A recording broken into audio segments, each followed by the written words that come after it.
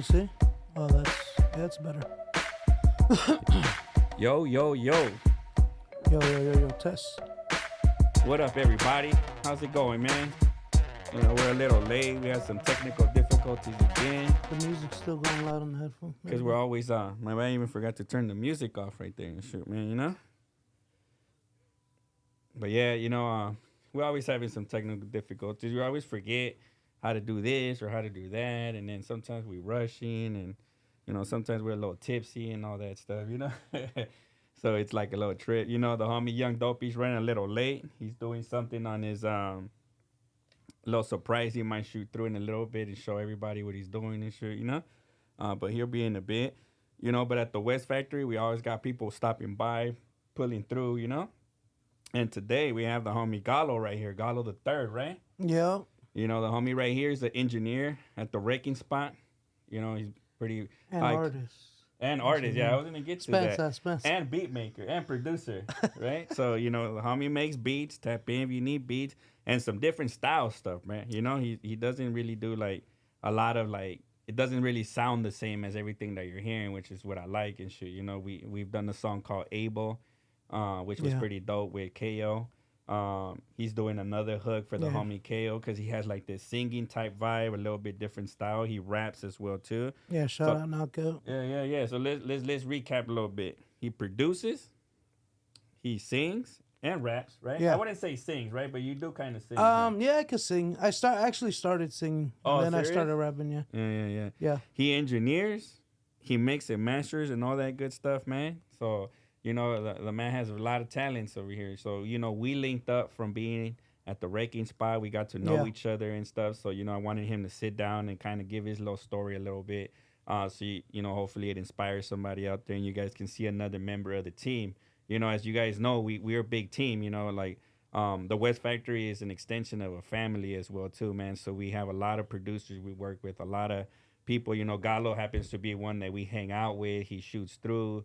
You know, and he sports our gear as well, too. He always been supporting us, and we support him, too. And now he's part of the family because we've been doing music together now, you know? So now we got projects that we're doing and stuff.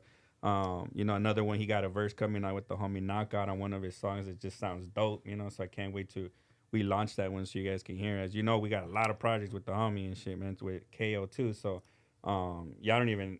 I mean, that's not even half the library he's created yet, so wait till y'all get the other half, and shit's gonna be dope, man. You know. Yeah. But yeah, tell us a little bit about yourself, Gallo. Like, where'd you grow up, bro? You know. I grew up all over Southern County. Yeah, I mean, Southern California. Mm-hmm. Like East LA. But I lived in all counties. I lived in LA. I lived in Orange County. I lived in the IE, but mostly LA. Like I lived in East LA most of my life. I lived in East LA over there by like Eastern and like Eastern and Whittier, between Whittier and Cesar Chavez. That's like East LA, right? Yeah, there, East LA. That's right. East LA. But mostly I've been living in Montebello. I lived most years in Montebello. So okay, so that's kind of like where you grew up, like your stomping grounds and stuff like that. No, not really. I didn't get to Montebello till like my late teen years. But that's where I've lived, you know, for the longest in LA. And how'd you get into like music and all that shit, man? I don't know. I just always knew I wanted to make music. Like elementary, junior high. Since I was a kid, I used to like anything about music was like it just caught my attention. You know, music was always like a little passion. I remember being a kid and like, you know, both of my parents are Mexican, so.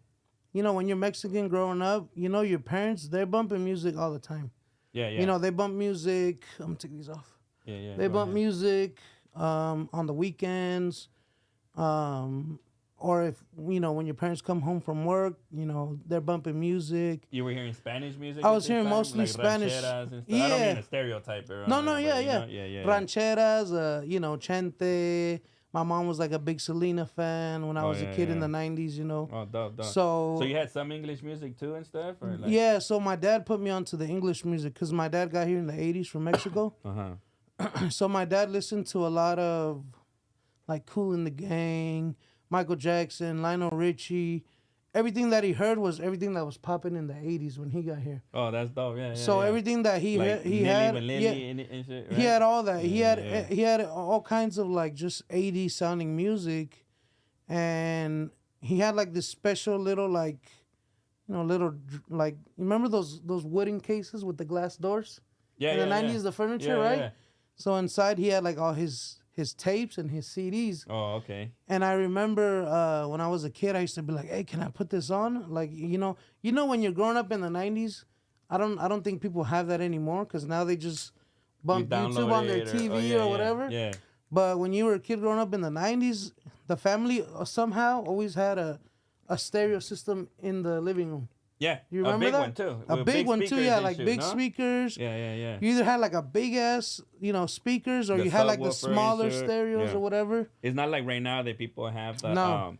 what's that flat bar? The sound Yeah, bar. the sound bar, and you just play it off your TV. Alexa and shit, no? Exactly. Yeah. So I remember like back then, if you were gonna bump music, you were gonna bump music. The TV wasn't gonna be on, and there was gonna be music bumping time, right? So, and I remember, and my dad used to work for JVC. He worked there for a long time. Remember JVC? Yeah, the speaker company. Yeah, right? it was they make stereos too, no? electronic company. They made Yeah, everything. yeah. They made mics. They made Yeah. stereo systems. They made Yeah, I homes. remember. They made home theater systems. They made everything. Yeah, I remember because they had a stereo that my uncle had a stereo and it was JVC. Cameras. Me, bro, I grew up super poor, so I didn't have a stereo and shit, dude. We didn't either. I just I happened think that I my had dad worked for them. A small boombox that my mom had bought us in downtown LA, but she would use it like to bump music when she was cleaning and shit. Exactly. You know? Yeah, so yeah. I grew up like on like Vicente Fernandez, Yeah. Juan Gabriel. Yeah. Juan Gabriel, all that. Yeah. So I remember I used to tell my dad, like, "Hey, can I bump some music?" And he'll be like, "Yeah, you could." He's like, "All this stuff right here, you could put whatever you want." Oh, that's But he dope, had his man. special little stash where it was like, "These right here, just let me do it." Because if you remember back in the day, tapes, if you weren't careful with them, the tape would come out. Yeah, it would Or a CD, Yeah. it would scratch easily if you didn't yeah. take care of it. Yeah. So Remember he had they his used little to have the CD cleaners and shit? CD cleaner, like all that Yeah, shit. how old are you? You remember a lot of this shit, dude. You know? I'm 34 now, so. All right, yeah. So yeah, I grew up in the 90s, so for sure. fucking, Yeah. Remember everybody had the CD case with like 100 You had a CDs CD, in there? a folder, Or the like visor in and your shit, car. you In your know? car, you had a folder with like all these fucking CDs. And I remember my dad used to go to the swap meet on the weekends, and there would always be like a guy selling CDs. I don't know if you remember. The CD guy with big ass tables with all these All CDs on bootlegs there. and shit. They were probably all bootlegs Yeah. and shit. You know what's funny? I've been looking through some pictures and shit. I think my wife says I'm going through a midlife crisis type shit. Yeah. Are you? No, I don't think I am. You know, we used to have a photo bucket and we forgot about it. You heard a photo bucket, no? No, what it's do you mean? online platform where you can store all your pictures like on the cloud. Okay. It was like before the cloud. They had like photo bucket, you know? Okay. And I was, I forgot how it came out and we started looking at pictures and I started running into a lot of pictures when I was 19 and 16. Yeah, and when all you were that young, shit, bro, young you buck. know? And I remember my wife used to have this, that's computer and shit, dude. And I found a picture and I zoomed in. Like, I was like, what was I doing on the computer? Because, I didn't have a job at those times and shit. I wasn't doing a resume and none of that, you know? Okay. And I was downloading music from LimeWire, bro. You LimeWire, I and remember shit? LimeWire, yeah. And I started thinking, damn, so we used to have Napster, LimeWire, and we would just download like the bootlegs and I shit, never no? knew about Napster. But I knew about LimeWire. Yeah, LimeWire. And then after, I think LimeWire got shut down, it was Kazaa. Yeah. Remember Kazaa? Like, Yeah. So it was that type Oh, of, yeah. Drop a comment, man, if y'all remember these old If you things remember with LimeWire, and if shit, you remember know? LimeWire, drop a comment. I used to put music because we used to bump them on CDs in the car and shit, bro. So, you could go to the store and, hey, support the artist. I do get that, but, I was broke these days and shit, man, So, yeah, we were broke. I didn't have a computer. I used to tell my cousin who had a computer, like, "Hey, fool, can you burn me a CD?" And he'll be like, "Yeah. Just tell, name the songs you want." Yeah. And whatever was you would hear at the radio is what, that's what you know about. That's it was what you really knew. hard to find new music. Right. Unless you knew where the music was in a way, right? It's almost like you didn't have a choice. Mm-hmm. Whatever the radio shoved down your fucking throat, that's what you were listening to. Because they would, and I only say that in a way, no, Diddy? Sure, yeah. Because they would play it so much that eventually, even if you didn't like that fucking song, they would play it day and night to eventually like, oh yeah, I like that song. It would just you would just hear it so much. Yeah. So you didn't really have a choice. Like if you weren't educated on music and you didn't know all these things, like there was only so many places you could get your music, you know? So I used to be in Sam Goody's a lot. You remember that store, Sam Goody's? no, I They don't sold remember music at the mall. It was like a Blockbuster, but for music. Okay. So you would go and they would have the albums, CDs, and tapes and shit. You know? I used to go to Tower Records because there was one down the street from where we lived when I was a kid. There was a Tower Records down the street, and we used to go there. And the cool thing about Tower Records was they had these little platforms with like these type of headphones. Yeah, yeah. And you would scan a CD under a little scanner, and you could demo the CD on your headphones. Oh, that's pretty dope and shit. So so they were kind of advanced, like in the 90s. That is advanced. In the 90s, it was cool. You go into Tower Records, you'd go into a section. Each kind of section had one of those listening devices. Yeah. You'd get on the headphones, and then you scan the CD, and then you could hear. They would play you like 30 seconds of a couple songs. Yeah, yeah. I remember that in Sam Goody's, they had a section where you can hear the music, but it was like the new game that came out. You know how they have it on display? Right there, they would have the new music, that album playing, so you can at least bump it and shit. Okay, you know? That's dope. I got banned from Sam Goody, though, because there was a misunderstanding about, like, people stealing and not stealing and all that shit, you know? But at the end, I ended up banned, so I never went back. So LimeWire was the thing that kept me going and shit, dude, you know? I feel bad saying that, you know, I use LimeWire or whatever. Yeah, yeah. Well, not being an artist. Now right? being an artist, right? Like, but you didn't know these things. Mm-hmm. I didn't know these things when I was a kid, you know, growing up. Who knew that artists were going to come and start dropping their own music on the internet for everybody to see, right? So... Yeah. But otherwise, there would still be room for LimeWire and shit like that, right? You know? Maybe there's something now. I mean, it kind of is. Shit, Apple Music is LimeWire now, low key, if you think about it. Yeah, but you can't bootleg it, right? Like everybody gets paid their penny or 2 pennies per stream. Right, you got to get a little, a little subscription or whatever. Yeah. But yeah, I didn't know that back in the day. When you're a kid, you don't know that. Oh, this is illegal or it's bootleg or I'll tell you a little story. Sam Goody had a little crack, dude, where the wall met, and they had glass. And if you threw a CD or anything straight down the little crack, no way, it would not beep or anything like that, you know? No way. Yeah. So if you were throwing stuff and people were grabbing it, it was kind of like, well, you weren't really stealing it, I guess. I don't know. Yeah. But that was a misunderstanding. Hey, Cholo Juan was like, bro, I was gone. Oh, you was coming up at Sam's Goody too?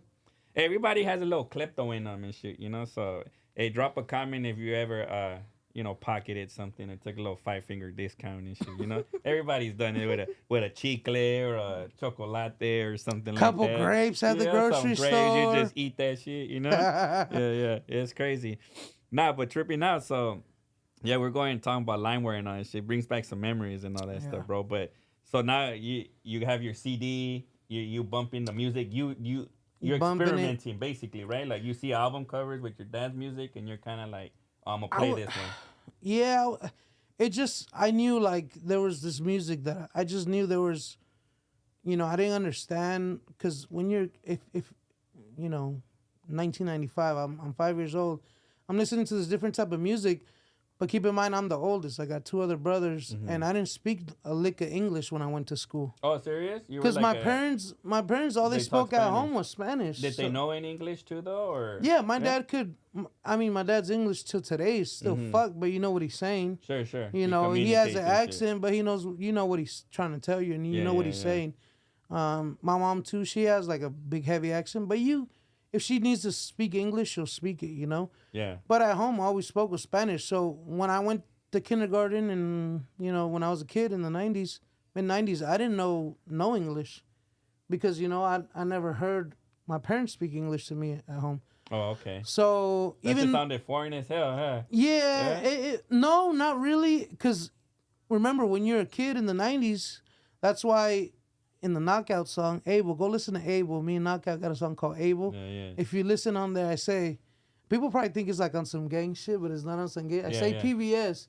PBS, no cable. Yeah. Because we watched PBS Kids. As a kid, we were poor. We didn't have cable. We didn't have, none of what, other people might have grown up on. Yeah. So all the cartoons that I watched were on PBS Kids. So I knew English and I could hear it, but I didn't know how to speak it.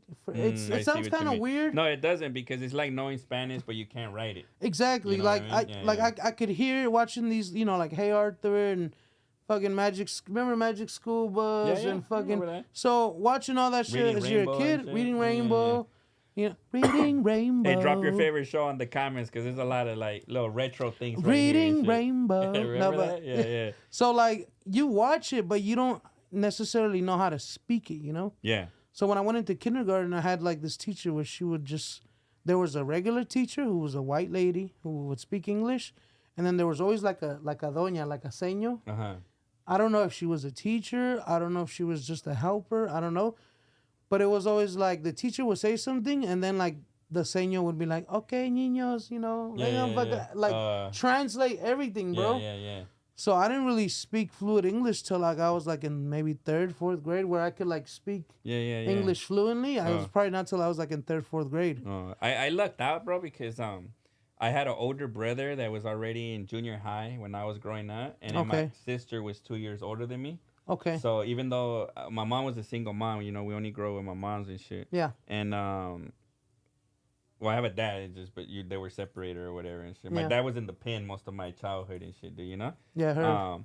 But the trippy part was that I don't remember a time of not knowing English because I remember talking English at home with my sisters brothers and my brother. Yeah. So I think they showed me along with the TV, you know, because they were already watching shows when I was coming to conscience, right? Like, so I remember watching these shows with them and understanding them. Yeah. But I remember my mom always like, hablan español, cabrones. Like, hablan español, yeah, you know? And then I remember a time when my English is terrible because I don't know if y'all can hear my accent and shit. I think I talk a little ghetto, so the accent is hidden. If I just a little. If I talk proper, you'll probably hear an accent. I just don't know why. Just a little you know? and shit, you know? Right?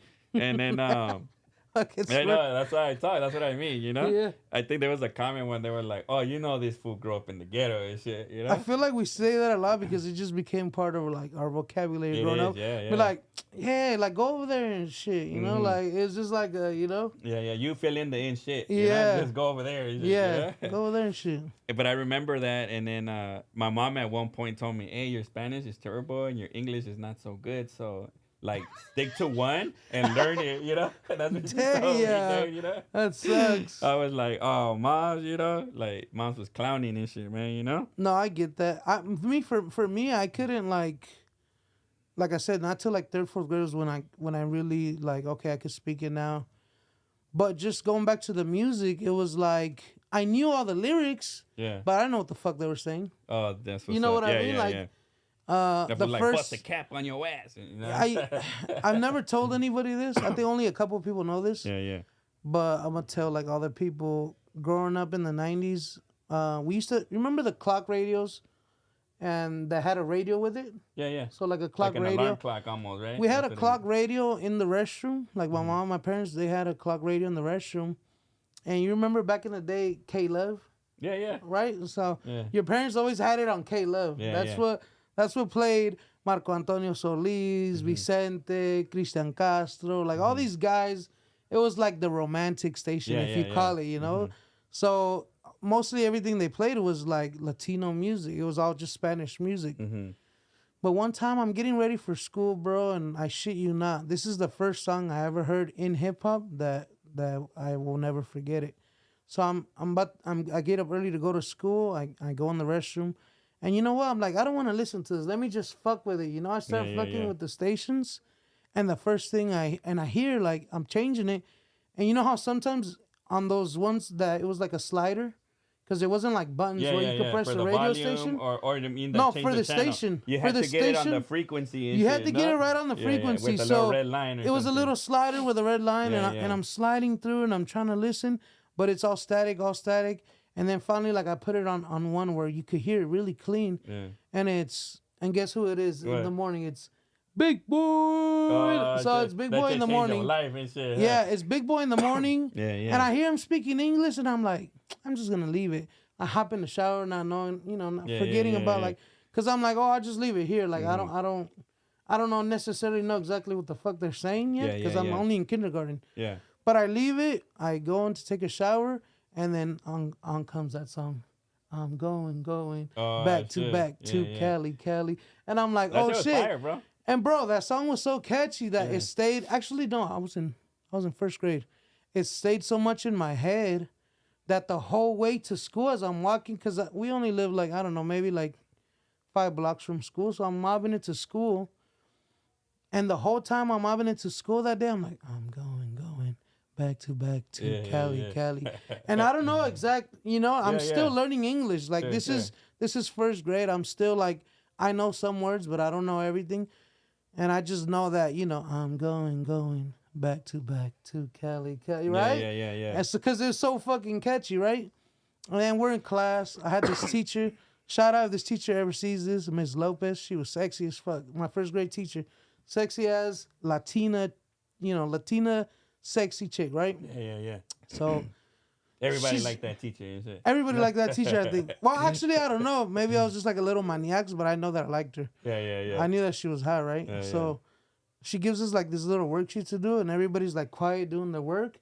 And I'm like, I'm going back to Cali. I'm singing in class, and she was like, Gallo, what did you say? And I was like, what? And I'm like, oh fuck, I'm gonna get in trouble, you know? Because she was like, what did you? You didn't know what you were saying either. Right? She goes, what did you just say? And I was like, it's just a song. Like, she's like, I know. How does it go? And I was like, oh, I'm going back to back. And she's like, yeah. She starts putting her arms up and dancing. She's like, sing it, right? So I'm like, all right, whatever. Gallo, like, I don't care, Gallo, right? like, hell yeah, she liked me. She liked me. Shit, I'm gonna keep singing, right? That's funny. So that was like my first time I ever heard hip hop, bro. And I knew like, from then on, I knew like, okay, I like that radio station. I like hip hop. And I remember like later on in the day, my mom was like, ¿Quién le cambió el radio? Like, ¿Quién puso diferente estación? Like, because like that was her station that she kept the radio clock in. But that was like my first introduction to hip hop, bro, to ever listening to hip hop. And then I had a couple older cousins who introduced me to like Bone Thugs and like the NWAs. The real raw shit, huh? Yeah, I had one older cousin that was like, just super gangbanger or whatever. I don't want to talk about it too much, but he's super cholo, Shout out to him wherever he is. Yeah. And he put me onto Bone Thugs. Yeah, and, Bone Thugs was dope. All that shit. And I remember even still being a kid, like third grade, listening to Bone Thugs. I don't know what the fuck they're saying. Yeah. But I know that I liked it. Yeah. You were vibing to it. Yeah, you're vibing. You're hearing it, and you hear like there's, especially their sound, right? It's so crazy and so fast, and I don't know what they're saying, but I know that I like it. Yeah. So I grew up listening to like all this shit that all the Mexican shit that my parents played, all that shit my dad put me on, like the old school 80s, like Lionel Richie. Yeah. My dad still to today, he's a huge Michael Jackson fan. Oh, all right. So when we were kids, my dad, he would bump Michael Jackson, sometimes on the weekend. He would play, like, he would buy these, like, DVDs or VHSs of Michael Jackson, like, concerts, and he would play it for us, and we'll watch that as kids, me and my brothers. So my dad, to today, he's a big Michael Jackson fan, so, I still listen. Sometimes, especially being at the studio, we listen to so much hip-hop and some of what is going on right now. Yeah. That sometimes, bro, when I get in my car and I'm in traffic for 2-3 hours, I don't want to listen to hip hop. Oh, does that make any sense? Yeah, it does. And I want to touch on that a little bit too. But I don't know if that makes any sense. It's just, to me, it's like if you worked at a soup factory tasting soup. You don't want to know shit about soup. Right. I'm listening to it. Sometimes I have like long sessions where you're in there for 5-6 hours and you listen to a couple beats and they all sound, pretty much the same. Yeah. You know the vibe, how it is right now in LA, like the sound. Yeah. It's like a very specific sound. Mm-hmm. So sometimes you either want to listen to like really old hip hop, or sometimes I'm so like, what's the word? Like, I don't want to say I'm tired of it because I don't hate hip hop. I make hip hop. It's just I don't want to hear it because my ears need something fresh. Sure. So I'm driving, bro. I'll be listening to like Mana, Yeah. Or I'll be listening to like, some MJ, some Michael Jackson. That's funny. I'm similar like that. I did want to touch on though, like my first song I ever heard that was hip hop. I grew up listening to a lot of rock and Spanish music. Yeah. Because that's what my brothers were bumping, and my sister and my mom were bumping Spanish music. Real quick, not to cut you off, I love rock, bro. I listen to a lot of rock, right? Because one of my cousins put me onto rock since the early 90s too. So it's a good thing you got a good taste of music, right? Yeah, it's very wide range. Yeah. My first hip hop song I ever heard was Paperboy and the Ditty. Okay. Paperboy the Ditty was the first one I heard, and it was on a black single tape. Paper with it, but this got nothing to do with Diddy, or Nah. You heard of Paper Boy, no? The I Paper don't. Boy and the Diddy. Like No, I it's a don't think dope so. ass song. Dun, dun, dun, dun, dun, I dun, might have, but okay, dun. Actually, KO did a remake to that song with Hoodsta 23. Shout out okay. Hoodsta and Keg. Yeah, Shout out Keg. Shout out Hood. Yeah, Cool they did. peeps. They did a remake for Money Run to that beat, Okay. and that was an original old song I used to hear back then. That my uncle gave me a little tape, and Wait, I always liked it. I thought it is was this dope. I prior to wore it Diddy out, though? bro. Yeah, this is prior to Diddy. So maybe Diddy got that from. Baby, yeah. When I grew up, he was called Puff Daddy, you know? Yeah, Puff Daddy. Yeah, Yeah. yeah, yeah. But hey, drop Puffy. a comment on the first hip hop song you ever heard, and if you haven't heard hip hop, The first hip hop song that You you know? were like, damn, this is hard. Like I have to keep listening that to would be this. dope. You know, let's see if we can get some memories going up in there, man, in the chat. You know, drop some stuff. But yeah, going back to you, you know, I also hear a lot of music because you know we're always making music and stuff. You know? Right. Again, I don't rap, but the artists that I work with and stuff. You know. Right. You constantly hearing. I'm always hearing all this music. Yeah. That's like right now. I've been doing a lot of. That's why I mentioned. I think it's Millie Manili, right? Or Millie Manili. Yeah, I've been bumping their songs, and Okay. I was like, oh shit, I remember when this one. Old school, yeah. So there's a little old school vibe going on in my soul right now and shit, bro. And then I catch myself bumping Nirvana and Metallica. I like those foods. I grew up with them foods and stuff, you know, like. The chat's probably gonna hate me. Uh-huh. I didn't like them. Oh really, Nirvana or what? Neither of them. Oh really? Because I don't know I don't know what it is about me that I like structure. Even in music, I know it's art. Yeah. But there's gotta be some kind of structure. And when I would listen to Metallica, it's the same reason I probably don't really like jazz. You ever listen to a jazz album? No, I've never. And you really. have you ever noticed? Well, if you do listen to a jazz album, you don't know when the next song started. Oh, I see what you You mean. could be like 3 songs in and It sounds the you're same not and shit? you're not checking, right? Because you're like listening to it or trying to enjoy it. And to me, maybe it's just because I'm not educated on jazz. You know, I'm sorry if anybody gets offended, any jazz lovers, but for me, when I hear jazz, I feel like okay, the drummer's doing his thing, the trumpet's doing his own. It's like everybody's kind of freestyling. I see. It's not structured, you know. It's not like. It's not organized, if it makes any sense. Yeah, I see what you mean, but that's one thing I liked about rock. That's how Metallica was for me. Yeah. It was like a bunch of fools just hitting pots and pans and shit. a bunch of shit just going on. Like, where's this going to? I don't know. I always thought the opposite, too. You thought I always thought, damn, how do they keep in melody and they're all playing different instruments, like, at the same time? So that's one thing that I always liked about rock was, like, damn, these fools are actually making original sound, for starters, right? Yeah. Down from the beat to the bass to the melody, all original. Original don't always mean good, though. That's true. Original don't always mean good. But I think the world spoke on that already, that they were dope and shit. No? I think people liked it because it was different at the time. They were kind of breaking. You know how every time somebody breaks the rules, breaks the barrier. It kind of like I don't know. Maybe people like that. Maybe people are like, well, this is different, and I like it. Yeah. So I don't know if it's necessarily that. But even to today, sometimes I have like youngsters come in the studio and not to knock them down or anything. Yeah. Personally, I think anybody who's trying to make music nowadays, especially the youngsters, it's something I wish I would have done earlier because I started making music late. I don't know if it was that I was shy. I don't know what it was. I just felt I wasn't ready. You feel me? Yeah. I always kept telling myself, you're not ready. Like, and that's the vibe. Don't even put nothing out. That's the vibe I get from you, that even when you make a song, like, I noticed, like, when we worked on Abel, right? Mm-hmm. I remember you're kind of like, it's just not there yet. Right, like you would do your verse or something, and you're kind of like, nah, I want to do this. Yeah. And you do that even when we record with other artists. I noticed, like, hey, maybe you should try it like this, bro, or like, Well, I know when I first started working on music, I was always like, let's get it done. You know what I mean? Like, boom, go in there and drop a track, playing a numbers game. Well, it comes down to like just being efficient. You like efficiency, which is understandable, but then when I started seeing how your style is and how rare, like, I started thinking like. And then Knockout started telling me too, like, oh, we got to spend more time on it, but like more quality. And I feel like you hear the difference, dude. Yeah. When you really enjoy making it too, that's different too, right? When it's not like work related kind of, right? I feel like when it's right, there's no meter you could look at. There's no clock that you can look at. There's nothing that you can look at. you just know when a record's right. It just feels right. You feel right? it right, like yeah, it's you done. feel it and you I'm gonna hear put it to the world now. And yeah, shit. and then like when you're in the studio and let's just say somebody's doing a verse, you don't know that there's nothing that's like, oh, it's done. Like I got green light right here. It's ready. It's not like, when you cook something and like, oh, this shit's ready because the fucking meat's falling off the bone. There's no indication. You don't know. You can but keep perfecting it for a year. That's what I love about music. It's like on some magic shit. You just you just feel it. Yeah. You're like, oh damn, this shit. And it you're sounds right. hard, like. And you're right. Like you just know, like it sounds good now. Like and you're right. We can move on.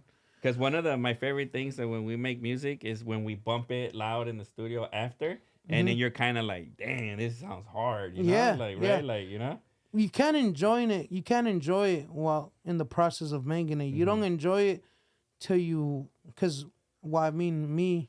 But real quick, I want to go back to like the youngsters. Yeah, for sure. That type of no structure, because I recorded somebody one time where they came in with nothing ready, nothing. They're just going bar by bar. But then I'm asking because when I look at a beat, I can kind of look and listen, and I'm like, okay, this is an 8-bar hook. That's how you read it. Yeah, I read it. It's almost like when you do it enough times, it's almost like, remember the Matrix code? Yeah, that's how you see it. How it's like a code, right? And people just look at it and they just see waves, right? They just see the waves.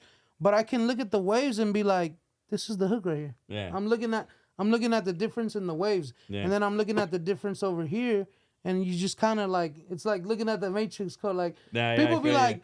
People be telling me like, I don't know how the fuck you see that or where you see it. Like it's just looking at the wave so long that you kind of know by listening and by looking at it. You're like, okay, this the 8-bar hook right here. This is a 12. You count it out, you see it, or this is a 16, and then the hook comes back. And I remember recording a youngster once, and I was like, okay, where's your hook at, bro? I was like, are you starting with a hook, or because I always ask artists, are you starting with a hook, or are you starting with a verse? Because you want to start the beat how it's gonna be and shit. Mostly the way, shout out Syph, my boy Syph, the template that he created at the Wrecking Spot, the template that we record on, we have, certain tracks where this is gonna sound better as a hook. These tracks are for leads. These tracks are for et cetera, right? Oh, okay. So I want to know where I'm gonna record. Am I recording on a lead? Am I recording on a hook? So and then I just sometimes they don't even know. They're just like, well, I don't know. Let me just go off and then we'll see later. I just want to gas the beat. Yeah, they wrote something down. They don't know if it's a hook or a verse. They just know that they're gonna go in. And or sometimes they do know, and they tell me like, "Hey," they'll be like, "No, pops, I'm doing." And the youngsters, they be calling me pops, bro. That should be making me feel old, bro. Low key, that should be making me feel old. They'll be like, "I'm gonna whoop you like I'm your pops and shit." They'll be like, "Oh no, pops, I'm just gonna go in." It's all bars, and I'll be like, "All right, cool." Which at the beginning I was all against. I was like, "How can you make a song like this? There's no hook, there's no structure, there's no intro, there's no outro." There's nothing, it's just like a minute and 40 of bars. Yeah. But then it started growing on me a little bit, and I realized, like, you know what?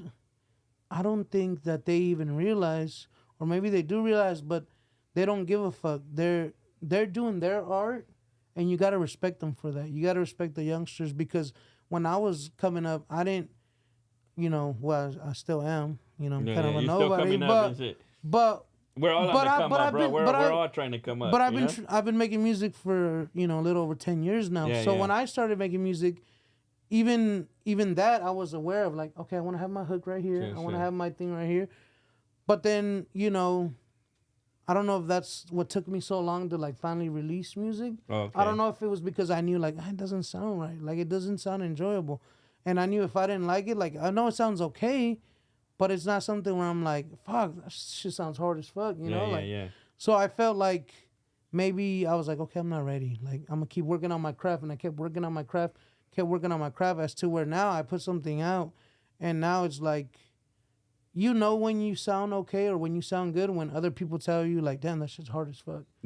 That's when you get the validation. I think that makes you feel good. Right? It's not about good. It's just more like, okay, like finally, your hard work pay off? Finally, yeah, it paid off. Finally, I'm here. Finally, my music's competitive. Finally, I can get on a track and I don't sound like an amateur. Yeah. You hear the difference, like these guys, like Knockout, like Dopey, like everybody in the West Factory. These guys, You know, and I even think myself too. Like when I hear myself, I don't sound like I'm doubting what I'm saying on the track. If that I makes any see. sense. Yeah, yeah. Like to you, it's planned out. I'm not like stuttering on the track. Yeah, You yeah. feel me? Like I'm very conscious and very like what I'm saying on the track when I'm delivering my delivery. Yeah. It's there and it's hitting you in the face, and it's That's you know what's it's and that's when you know It's like how okay, you may need to be. yeah, that's how you know when you're like okay, you're comfortable making music and you got to a point where you study the craft long enough to where you know like I can hop on any track right now and I'm you know I'm gonna make it something you know out of nothing. Yeah, yeah, So, but at the same time, going back to the youngsters is like I respect that about them because they don't give a fuck. And maybe I gave too much of a fuck, you know. Maybe I see. cared too much Yeah, yeah. in the beginning. Maybe I cared so much that, you know, maybe might have delayed my time. You know, I don't regret it to be honest because you know, like I said, now I know I can hop on anything. Like that one time, or that hook that I made for Knockout recently. Yeah. I wasn't. That's not a beat I would choose. You know, just regularly. But I know he went in there. He's like, I don't got a hook for it, Gallo, but you know, I'm gonna go in there and do my you thing. hooked And I them was up like, and go shit, for man. it. Yeah, yeah, And yeah. and then when he got out, he's like, hey Gallo, you think you could write a hook for this? And I was like, yeah, hell yeah. I was like, you. But I'm thinking he wanted me to write something for him. Oh, So like I'm for trying to him. make So I'm thinking like, yeah, I could write something that he can, you know, he's gonna be able to sing Yeah, or yeah, he yeah. can do himself. Or rap into it. Yeah. Yeah, yeah. But then I got really busy, and then you called me that one day, and I was Yeah. like, "Fuck, I haven't wrote." And I was like, "Why haven't I wrote to Yeah, that?" yeah. And then I'm thinking, Oh, if you know me, I'm like a project manager Yeah. and shit, bro. I was like, hey, KO said he was yeah, going to he's do like, a hook. Where the hey, hook yeah, at? he's Nah. like, "Hey, Gallo, have you wrote for that hook for Knockout?" A little bit nicer. And it you was know? funny. I was like, "Hook for Knockout," and I was like, "Oh Yeah, fuck," yeah. you know, like, Yeah, "Oh yeah, yeah. shit." So I'm like, you know what? That's why I haven't wrote to it because I forgot that it was one of those really long sessions, Yeah, bro. yeah, where for sure. we, Yeah. And you know, everybody's a lot trying of to people say fucking, something. everybody's trying to dip, you know. And a lot of people say stuff, no? And then sometimes it's kind of like, is it for real or not? Like, No, you know? I know him as Farouz because we Yeah, have yeah. music together. It's just it was more of like I was trying to leave. I was tired. I know other people were tired, and you know it gets to the point where like I forgot to get the song from him. The bounce version. Yeah, yeah, there you go. From him. So Yeah, then yeah. when I got it, I wrote the hook, and then I was like okay, and it was funny because I liked the song with him with the hook with no hook, because I even told him when we were in the session like, damn bro, like this song's deep. You Yeah, know, yeah, I like yeah. those deep songs. You like, do, right? I know, I because love- I hear your music, and they're Yeah. all deep, bro. Yeah, my You know? music's Yeah, yeah. my music. I try to put what's the thing like? There's got to be some context to it, right? I feel you. It Yeah, can't yeah, be yeah. like just you on there saying dumb shit. Anybody can make a like song. mumble raps and shit. Anybody man. can go on there and make a song and say that they got bitches or money or Yeah, flossing yeah, it. yeah, yeah. Just like on some dumb You're shit. trying to make a story out of it in a Right, way, no? yeah, and maybe it's because I'm old, but I don't give a fuck, you know. Yeah. Maybe it's because I'm not, you know. Yeah. I mean, don't get me wrong, I could make a club banger, you know, but if that's what you wanted to do. if I and wanted to shit. do, but I don't want to write music to where there's no context behind it. Yeah, that's I want to good. write that type of music, like when I'm writing my music, I want to write that shit down that you don't hear it the first time, and then like after you listen to it like 2 or 3 times, you're like, oh, what this motherfucker just say? Like, Yeah, is yeah, he talking yeah. about this or what is he talking? Yeah, like you know, the like, reference to it, right, or like something, those right? Make you reference- think a little bit, or And- make you feel it. Make you in a feel way, it or right? make you Yeah, think yeah, or yeah. make you like, what is this fool talking about? Is he talking about this or that? You know, like, Yeah. especially like, you know, going back to Abel, when I said PBS no cable, it's like only the old heads like us are going to get that Yeah, because yeah, I don't yeah. think the youngsters, that's going to go right over their head, I Yeah, think. I don't and, think they're and you gonna guys get that. know, like I always talk about not having shit growing up, bro. Like you know, I remember so I could relate to that. Knockout you know? did a song where we were recording one day in the studio, and he said a certain rhyme, where I caught it. It was like on some remember the Rush Hour movies? Yeah, yeah. Oh, yeah. It was on some Rush Hour Yeah, shit. the bad guy. He referenced the bad guy on He there, no? referenced Johnny Juntao. Juntao. Yeah, there you Juntao, go. right? Yeah, yeah. And I was like, and when he got out of the booth, I was like, hey, foo. And he was like, what? I was like, that shit was hard as fuck, the Juntao line. Yeah, yeah. And he's like, you caught that, huh? Yeah. And I was like, yeah. And then I was like, and then you know how Knockout always sits next to me in the sessions? Yeah. He never goes like over there and on the couch or whatever. And then we were like, I was like messing with it and trying to get levels right and shit. And then I stopped the song and I look at him. I was like, you know what's crazy? He's like, what? I was like, the youngsters aren't even gonna get this shit. For real. If they're like, if they're 19 or 20 or I don't know, fucking no, if they're like in their early teens. Yeah. I mean, Rush Hour was what, like early 2000s, no? Fuck, no, I think it was 90s. 90s no? still? I think the first one was 90s, no? Yeah, yeah. Hey, chat, fact check it. Fact check. Oh, Carlos, fact check it. Now, okay, 1998. See, the first one was in 98. Yeah, yeah. So and that was June Tell, and I'm telling them like, bro, the young that's gonna go right over their head. Oh shit. But at the same time, sometimes I'll be having these convos with other artists or with Syph, because you know we're all older, around the same age, and we're like, he'd be like, you'd be surprised, bro. He's like, my son who's 16, he's like, he be looking all kinds of shit up sometimes. Yeah, yeah. Because they listen to certain shit. And they go back and like, what is they that? Go back and they're watch like, what the fuck is this? And then they go research. So either way, even though they might not get it the first time, when I make my music, I try to write about shit that has context, you know. Oh, that's what's up. I just dropped Complex. Yeah, that was a week ago. One too. I was bumping that one too, dude. And the story behind Complex, I don't know if you guys want to hear it. Like, I don't know if did you ever meet B Major at the studio? No. He's from the Wrecking Spot too, but he's a producer and he's worked with a lot of like, you know, big names. Yeah, yeah, yeah. Shout out B Major. And I told him like, hey bro, let me get a beat off you. He's like, hell yeah, whatever, you know, let me open up my vault. Yeah, my library, right? Yeah, yeah. So I sat with him and I listened to a bunch of beats and I picked that one for Complex. And it was funny because as a writer or as a, you know, if you make music, everybody knows sometimes you get writer's block. Sometimes you really don't know, like, fuck, what should I make this about? You know that you like the track. That would probably happen to me all the time. You see? Well, you know that you like the track, but you just don't know. You know, you can go several ways with it. Yeah, yeah, yeah. There's those certain tracks or those certain, you know, things where you don't know, like, oh, should I make this song about, you know, hardship or love or whatever the subject, you know, because that's how I write my music. I listen to the track and then I pick a subject. And I'm like, this is going to be about hardship. Like, this is going to be for this or this is going to be about that. Yeah, yeah, yeah. And I remember that time I had listened to the track a bunch of times and I couldn't decide. But I remember that the track was called Complex. Yeah, yeah. That's how he named it. Oh, okay. He named in his library. And that helped you kind of like get the lyrics so going. in his library, the name of the track was Complex. Yeah, yeah, yeah. So I was like, maybe I should write about complexion, you know, like complexity, like yeah. how complex. That's a trip to see how like it all started in a way. Right. You know? So I was like, maybe I should just write about complex, like how am I complex? Yeah, yeah. How is my art complex? And then if you listen to the lyrics and you listen to how I made the song, it's like, okay, complexity is where my mind's at. Yeah, yeah, yeah. You know, the know-it-alls, you know, you get into the mood. And so I guess I'm like, okay, let me write, and then I'm saying, you know, like, you know, I'm complex. I'm a brand. I'm not, you know, and then I just go into like how I'm complex. Okay. What makes me complex as an artist, you know? Yeah. Oh, that's pretty dope, dude. That's what the song's about, and just I feel sometimes people don't do that no more. Yeah. Like they just go sometimes in there there's no context and then rap on it and shit. It's good when you hear a record and you're like, damn, that record was cool. And then sometimes you hear a record and it might sound great and it's banging and the 808s are hitting. Yeah, yeah. But then at the end of the record, you're like, what was that song about? Yeah, yeah. You know, like, and then honestly, I'm a little bit more like, I like beats.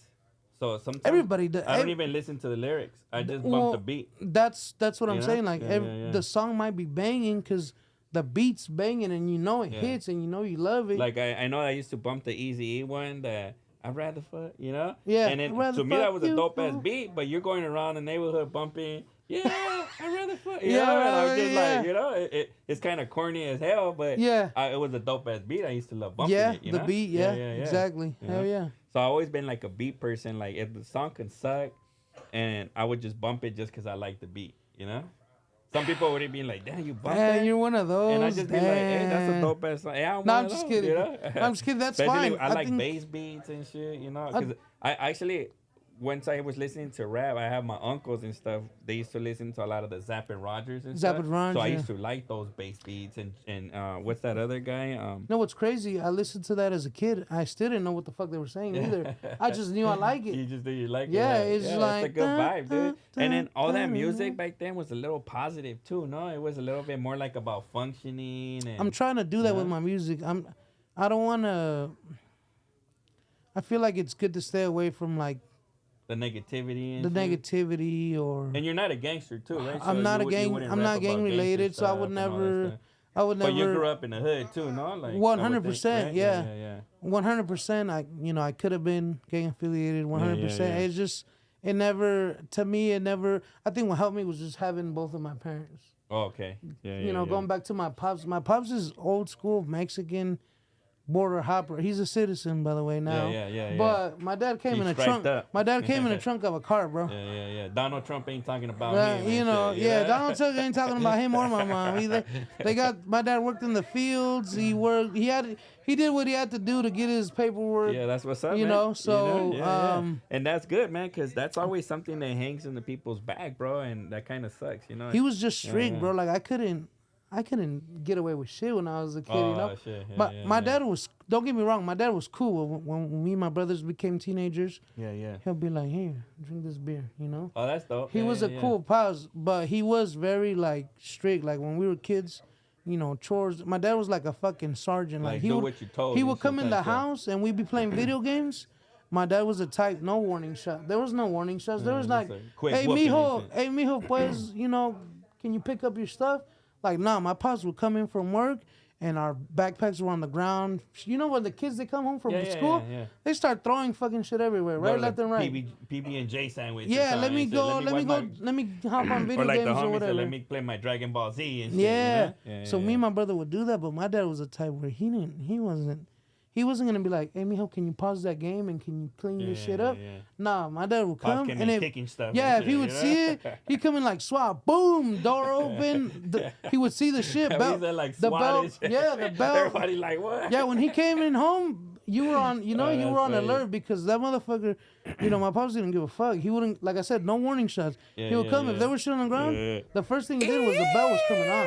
Yeah. And then you'd be right there, like, playing video games, loud, TV loud. And then out of nowhere, you just felt it, like, Damn, you know, woke the you up and cinturonazo, shit. right? Yeah, bro. Or the madrazo, right? Yeah, I ain't to gonna the lie. dome. I ain't gonna lie, I was a badass little kid. I used to get wood with whatever, bro. Cups, broomsticks, belts. Did you ever get hanger? like the a hangers, yeah. right? You know, one time, I feel like the moms look for weapons. Yeah. I'm a little embarrassed to say this story, but I was in the 6th grade. I was already like thugging, bro. And we were jumping this guy into the crew and shit, dude. You know. And my mom was going to the school because I forgot what she had to do. And she saw me, bro, from like an aisle parent-teacher away, conference time. Away from like an aisle away, and she was like, she yelled my name out, bro. And I looked, and I was like, oh man, I gotta go talk to mom, bro. I start walking over there to mom's, thinking I'm all hard. All the homies is watching too. Yeah. And she started whooping me with her purse on the spot, Damn. bro, in front of everybody, Damn. And she's like, what the hell you doing? Like, Andas peleando. yeah. And then, because she didn't want me to be like that, Yeah. And she whooped me and took me to the principal's office. She was like, hey, I just saw my kid right now. He was doing this. She told on me, bro. I was like, damn, mom, crazy and shit. Damn. And then the principal looked at me and he said, you did that? And I was like, nah. I was like, I don't know what you're talking about, My dad, they just like, hey, we can't do nothing. I didn't see him. Not to cut you off. My dad wasn't like that. My dad was, like I said, my dad was very strict, but he was the type of dad. He used to tell me when I was a kid, he's like, don't start no fights, no andes peleando. But he would tell me, pero no te dejes de nadie. He's like, you never let another man put a hand on you. Yeah. That's he good would tell me advice that, too, bro. and he used to tell me, he's like, and if you come home beat up, he's like, si tú llegas a la casa porque alguien te madreó, he's like, ay papá la que te espera. And you know what that means? You're gonna get double whooped. That means I don't want to be in your shoes. Because it's another whooping with me. That's trippy, dude. So my dad was cool like that. That was the cool thing that he really taught us how to be men. He never sugarcoated anything. I had to learn that from my mom's. That's why I feel like I'm a little sentimental sometimes. So I gotta fight that. But she also taught me how to be a man. My mom, myself. I saw my pops every now and then and shit. but the streets mostly taught me everything, bro. Like, you know, My mom was, my dad was very strict, but he was more like lenient.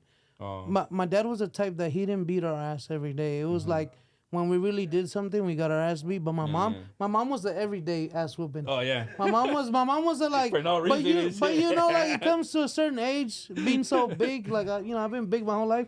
By the time you're 10, 11, it doesn't hurt you no more. Yeah, you're like numb to it. And yeah, shit, no? you're numb to it. You know, she's gonna throw a hanger at you. But my mom had terrible aim, so it became a game with me and my brothers. Like, she'd be like, te voy a pegar con este gancho, right? And we'd get like, okay, like she's gonna throw it. I know I have a 50-50 chance of like, you know, getting out of the way. So she was horrible at throwing shit. But hey, shout out, drop a comment.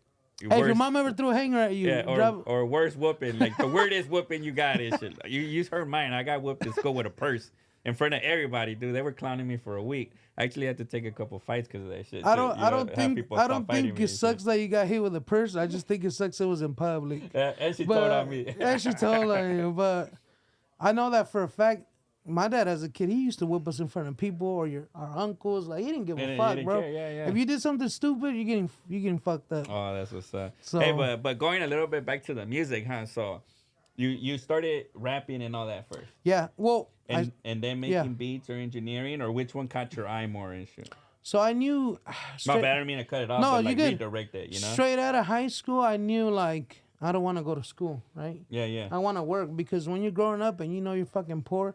You hear your parents have these discussions where like, well, fuck, we'll just pay that next week because we got to pay this. Yeah, and then the light gets cut off. So in my head, I always wanted to help out, you know, like, especially if you're Mexican, you know that off the rip, you want to help your parents out. So I'm like, I'm going to go to work. I don't want to fucking, you know, like, when am I going to go to school for 4 more years? Like, And things I never share with nobody, bro, honestly, because we talking back in the days. Yeah. I've been evicted. I've been days where I didn't grub. I've been days where the light got shut off. You get me? Like I've lived through a lot of those moments growing up as a kid, bro. You know. I think. So the struggle's for real, and you know, and shout out to everybody that goes through that struggle now because that's just only gonna make you strong for sure, man. Just going back to real quick to how I knew I wanted to work, so I started working, but then at one point, my mom she kept telling me like, "Hey, mijo, go to school, get some kind of degree," and I was like, "For what?" Yeah. A lot of these people with degrees, you know, like. I'm making more money because I got into logistics. You know, I'm making more money than some of these fools with bachelor degrees. Yeah. So she was like, "Well, it's good to have something. You know, the Mexican parents. They always want you to like, they want to be able to say, oh, my kid went to college. Yeah, he went to school and all that. Yeah. Se graduó. You know, like. Yeah. Se va a graduar mañana. Se va a graduar. You know. Yeah. So it's like, so I told them I was like, okay, look, if I'm gonna go to school, it's gonna be something that I want to do. It can't be like. It can't be what you want me to be. Yeah. Because you know your parents when you're kids, they put something in your mind, right? Like you should do this or you should do that or you should be this. My mom used to tell me, "Oh, you're gonna be the first Mexican president." And I was like, "Fuck no." You know, as a kid, like I don't know. You were like, "Mama, I know you dreaming." Bro. Yeah, you dreaming. That's like way out of shit. My mom always dreamed big, you know. Yeah. But shout out to my mom. One thing I think her that you know my dad didn't do. My dad taught us how to be a man and how to be responsible. One thing I think my mom that she always told me since I was in fucking kindergarten, she always told me be the best. And I'm like, what do you mean? And she used to tell me, you can't let nobody be better than you. I was like, at what? I was like, what are you talking about? Like, like... Well, I'm not even competing right here. Yeah, like, I'm not competing in nothing. Like, and she used to tell me, 1800. She's like, it doesn't matter in what. Whatever it is that you're doing, if you're doing math, you got to be the best. If you're doing English, you got to be the... And I used to be like...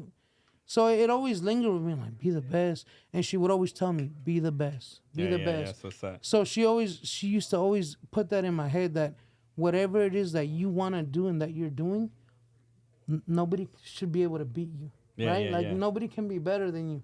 So I have that mentality with me till today that whatever I'm doing, especially with this music shit, with the art, I'm going to tell you I'm the best because I feel like I'm the best. You know, it don't matter how many people are making music. I could hear somebody and I could be like, damn, that motherfucker sounds hard. But then I'm be like, let me try to beat this fool. Let me try to sound harder than this fool. Let me write something better than this fool. You know, like life became a competition. It became a competition, and it became like that with music too. Where like, I'm not a fan of a lot of big artists. You know, Yeah, like yeah. I feel like when you've been making music for a while, you get to the point where like people be like, "Hey, you heard of so and so?" Because you don't, like I said, you stop listening to hip hop because now you're making hip hop. Yeah, yeah, yeah. So I'm listening to other shit, and it's more like, no, I haven't heard it. And then people will play it for me, like my brothers. Yeah. My brothers call me out. They say that I'm the biggest hater because they'll show me like an artist, right? And I'll be like, all right, play That it was for whack. me. He's all right. No, I won't even say that. Play it for me, and then I'll listen to it, and I'll be like, it's trash. Oh, And then be shit. like, you're a fucking hater. Yeah, And I'm yeah, like, yeah. how? How am I a hater? Like, I just don't like it. Yeah, Like, yeah. And you don't agree just to I don't agree please people and just shit. because 90% or 80% of people my brother would be like, well, it's not if everybody over here likes it and you're saying that you don't like it, you're just being a hater. Yeah, yeah, And I'm yeah. like, it's not about being a hater. I can have an opinion. I like music that you will never listen to, that you Yeah. don't like. You can have an opinion, and Yeah. it doesn't have to be a popular. It doesn't have to be popular. You know? Yeah. And that comes That's back. what's wrong with America right now. I think. That goes back to what my dad used to tell me as a kid. He used to be like, "No vayas donde va el montón." You know what that means? That means don't go with all. If the flock goes that way, you go that way. If the flock goes this way, you go this way with everybody. Yeah, yeah. Be yourself. Be original. Be you. You know, Wow. like, just be yourself. You don't have to agree, with everybody else because it's the popular vote. True. You can't be scared to say, That's good advice too, bro. all you fools know? like that, but I personally don't like yeah. those shoes. Because fitting in it, Everybody was you don't wearing have to fit in. And shit. everybody was wearing Air Forces in high school. Yeah. I didn't want to wear Air Forces yeah. because everybody was wearing Air Forces. I'm like, I'm gonna wear Vans because I grew up wearing Vans. Yeah, yeah. You feel me? Well, Like that's what's up. I was just always different. I think So And what do you like the most? Do you like making like rapping or singing or engineering or making beats or like what is it that you like? every process is a little different, but I enjoy all of them. All of them, yeah. I enjoy all of them.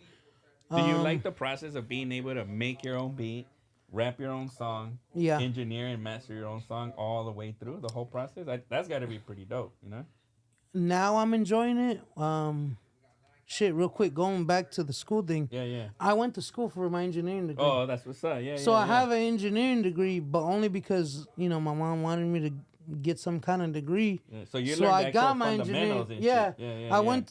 So I told myself, okay, I want to make music, but I don't know where to even start. Oh yeah, shout out to everybody that's trying to get better like that, man. I wasn't one of you know? these guys that would just go on YouTube and try to learn everything on there because I felt like I always, if I'm gonna learn something, if I gotta do it, I'm gonna do it right, That's what's up, dude. So I went to school for it, and I got my degree, and then that's where I learned Pro Tools, and they teach you everything. They teach you down to like the science of it, signal flow, everything. So knowing with that knowledge, when I got out of school, I'm like, okay, that's dope. Now I know everything. Now everything on where to even start and how to do this and why you do this and why you do that and why you don't do this. So the do's and don'ts and shit, basically. the do's and dude. don'ts, which there's no rules in music, but there's just, it's like unwritten rules. Like you don't do this, Yeah. For the better, how would you say it? just out of experience. There you go. Yeah. If you know For the better result. for a better result, Yeah, it's just there kind of you like a unwritten law. Like to that get a good sound, you there's need got to be this. some rules. Yeah, there's got to right? be You some get me? kind of Like, let's call them guidelines. guidelines. There you go. So I did that, and then, that's how I met Syph years later after I got out of school. My barber used to cut my hair, he used to make music. Shout out Friday. Shout out the TBL, Farmington now. They used to be in LA. Yeah. I met Syph through him, and he used to tell me, like, hey, fool, you make music? And I'm like, yeah. Because he used to cut up my brother. My brother told him that I made music. We had the same barber. Yeah. And then he's like, hey, play me some of your brother's music, right? Now, mind you, at the time, I wasn't as good. I still didn't put anything out. I just had all these songs just kind of like in the vault. Just locked away, And he used to be like, hey, this sounds pretty hard, fool. And he told me, come down to where I record. I record with Syph. He has a dope studio, whoop-de-woo. So I went over there and I met Syph. And then it's funny because when I met Syph, we clicked instantly because we're both engineers. Yeah. And Syph used to make music a long time too. Yeah, I He was remember. young. I've seen some of his music So too. he told, and it was funny because we're sitting there, and I'm looking at what he's doing. I'm like, why He's already experienced at this point. Right. And stuff, right? Well, we went to school around the same time, but I didn't do nothing with my engineering for a long time. I just went because I wanted to learn. Record music. He went straight into like full blown engineer, right? This is gonna be this is my job. This is what I want to do every day, right? Yeah. Meanwhile, when I got out of college, I went back to fucking logistics, Yeah. But I at least had a degree. You just wanted to tell your mom, I got this degree. I got the fucking paper, put it up. Hang it on the wall. Hang it on the fucking wall. Yeah. But that's dope. So it was funny. I was looking at what he was doing, and I'm telling him like, hey, bro. I was like, how much do you usually compress when it comes to this? Mm-hmm. And he turned around and he looked at me like this because he knew that I knew what he was doing. Yeah. And he's like, how do you know about this? And I was like, I went to school. I got a degree. And then my homie, the barber, was like, oh, fool, this fool went to the same school you went. He's like, you got a degree from, shout out Lars. We went to Los Angeles film and recording school. Oh, that's dope. And he goes, oh, he's like, for real, you went there? I was like, yeah. He's like, all right, that's what's up. So then me and him would always have these engineer talks. Yeah. So the artist and engineer talk is different from engineer to engineer. Because when it's two engineers talking, it's like, oh, I was like, do you EQ, fucking reverb after you do this? I was like, what do? Do you EQ first compress? And then he goes, no, you EQ compress and then... And I don't know if a lot of y'all know what he's talking about. Yeah, I don't get people it. Are not going to know. This is like engineer talk. That's what... For real, yeah. And he's like, no, I usually do this and then I compress again or I EQ this after this. And then we have these deep engineer talks where we're just talking about, how to get better results for our music to sound. And that's why the Wrecking Spot, if you ever come to the Wrecking Spot, when you record a song there, your song nearly is mixed already because of what Syph does with the template. Oh, there you go. With all the shit that's why it always sounds dope even when you're listening that's why to the even rough when it's the rough, you're like, damn, this shit's banging. Because it's almost damn near mixed. A lot of the hard work is already kind of done for you. That's what's up. Yeah. But then when we mix it down, we go back in there and tweak everything that we have to. And shit, no? It's a lot of there's a lot of work that people don't know how much work goes into mixing. I don't think people know. I think they think it's just like you're just making shit louder, but it's not. And that's what separates a good sound too, right? Like the mix and mastering and stuff. I remember going to school at Lars and having some of the instructors been like, I had an instructor, I forget his name, but shout out to him. He used to work for Nickelodeon and mix a lot of the sound for the cartoons. And he would be like, oh, fuck, there's a couple episodes I got to mix tonight. He's like, well, looks like I'm not sleeping tonight. And I'm like, how long does it take you? I would ask all these questions. He's like, good 8 hours. And I'm like, you're going to be mixing for 8 hours? He's like, yeah. And I'm like, how long does a song take you to mix? He's like, song, like, I don't know, a few hours, 4 hours. And these are guys with like plaques, people that have been in the industry. Doing it for a while. People that have been in the industry for a long time. So when somebody tells you like, oh, I'm going to mix this real quick, like in an hour, that's not true. Yeah. But then it all depends. Like with our template, you can get something done a lot quicker. But, it's just like the way, if you want to mix from raw, like from the beginning, let's just say it's a rock song, right? Yeah. And you have all the tracks to the drummer, the guitarist, the this, and all the vocals, you're going to be mixing for like 6-7 hours. Oh, that's what's up. Yeah. But people don't know that. People think that one song mixing-wise, it gets done in like 15 minutes, which is not the case. No, that's not the case. Yeah. Like if you ask any old engineer that's mixed any rock songs or any rock albums, every song was a good 7 hours of mixing time. Because everything is raw and they have to get everything sounding right. Right, yeah. So first you start with all the cleaning and then you get into the bells and Now they're starting hand-sync shit, right? After everything sounds good. Yeah. So it's a lot of work, but people don't know that. When I was going to school, I would ask these mixing engineers what their cost for mixing was, and their cost for mixing a track down was around $750. And this was I went to school back in like 2012, So people now, when they hear like, oh, the Wrecking Spot, we're charging, $300 for a mix. And people be like, what y'all doing back there? Yeah, like, what? Like, 300, what? Like, well, do you want your shit to sound like, like shit that's not on the radio or like the shit that's on the radio? Because all the shit we put out sounds very competitive. Like if you play in your favorite artist compared to the music we putting out and we're mixing and mastering, I do it all the night time. And day type shit. No, it sounds similar. Oh, I see what you mean. Right, like a big artist with somebody that's so getting. I even do it with my music to like after I mix something and I master it, with the help of Scythe, because I'm still not a pro at mixing and mastering. Everything, has mostly been learning from Scythe and from the knowledge from school. That's what's up. And it's like, bro, you gotta stay if you want to know that your song is popping, choose your favorite hip hop artist, play that song, and then play your song, and and don't touch the volume knob, and then see if it sounds as clean, as clear, as crisp. Is the bass hitting the same? All that shit. You feel me? That's how you can tell. That's how you could tell. If you want to know the recipe, that's called referencing. Play your favorite artist and then play your music, and then see if it even sounds anywhere near to like the volume, to whatever, But that's why people they get the price, and then it kind of hits them like, ugh. Yeah. And I get it. Make that call I get it. I was broke. I was doing that, but I be telling people when I started recording with Scythe, our prices are dirt cheap. I was paying Scythe $75 an hour just to record. Plus, I was giving him $300 just to mix my song. Yeah. Mix it, but he would hook you up. He'd be like $300, but I'll mix it and master it. Back in the day, mastering. I had a mastering engineer teacher at school. All he did was mastering. He didn't mix. And when a mix wasn't good, he'd send it back to the engineer and be like, "That shit sounds like shit. If I master that, it's gonna sound like shit. Fix it. Fix this." Shit. So mastering engineers used to make more than the mixing engineers. Hey, and and how you But people don't know that. Yeah, for sure. And what is it that inspires you? What inspires me? Like to continue doing music and shit. I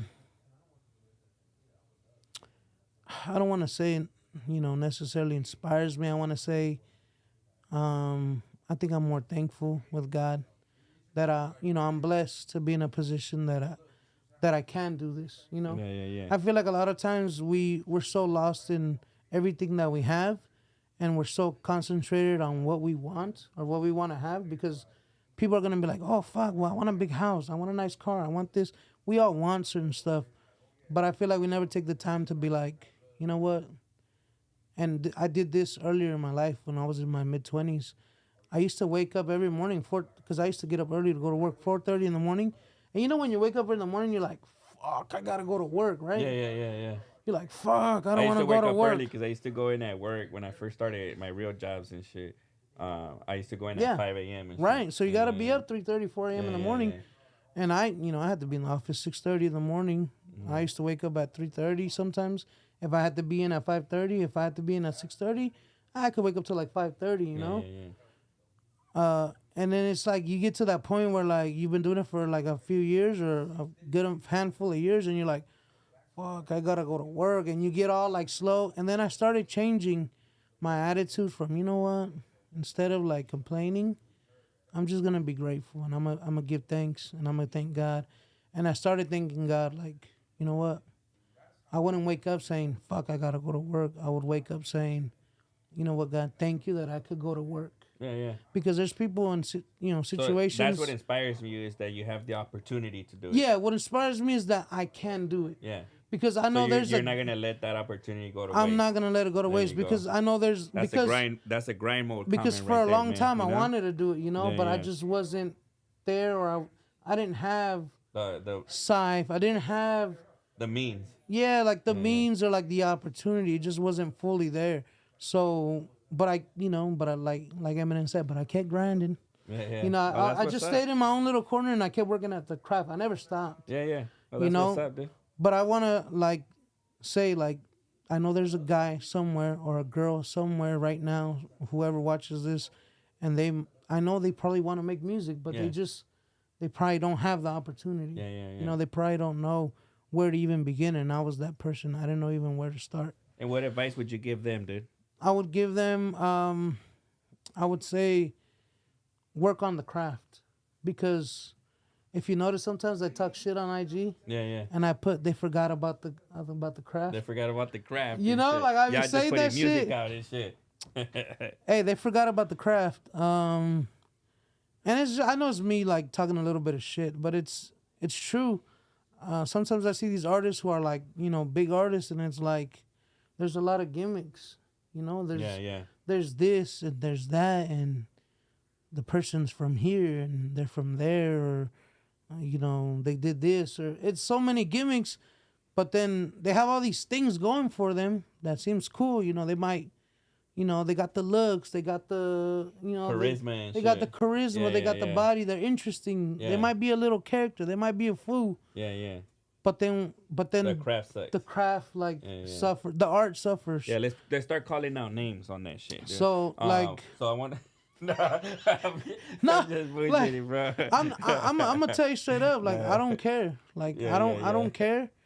When people ask me like, "What'd you think about this?" I'm always gonna be honest because I'd rather That's be just trash. Go back in there and redo it and shit. You know. I'd rather be what's that saying? I'd rather be hated for being real than being loved for being fake. Yeah, that's what's. I'm not gonna sugarcoat it because me coming up, I don't want anybody to ever sugarcoat it. You know, I tell you guys, and Dopey will tell you, like I've shown him some of my tracks just because we've had these long music conversations. Me and Dopey in the studio sometimes, and I'll be telling him like, "Look, fool, I'm gonna show you the song." I was like, "But just between you and me, you know, give me your honest opinion." Yeah. And he'll keep it real. He'll be like, "Hey, this shit's hard as fuck," you know, like maybe try this and shit. It's different, you know. If I know it was something else, it's different. That's how you know, like he wasn't, you know, it's not his lane. Yeah. But he'll tell you straight up. He doesn't sugarcoat it, and it's always good to surround yourself with honest people like you that. Want to have people, that's not gonna sugarcoat anything because, you know, I don't want nobody to do that to me, you know. Yeah. So. Yeah. So Dopey ready to work on the craft.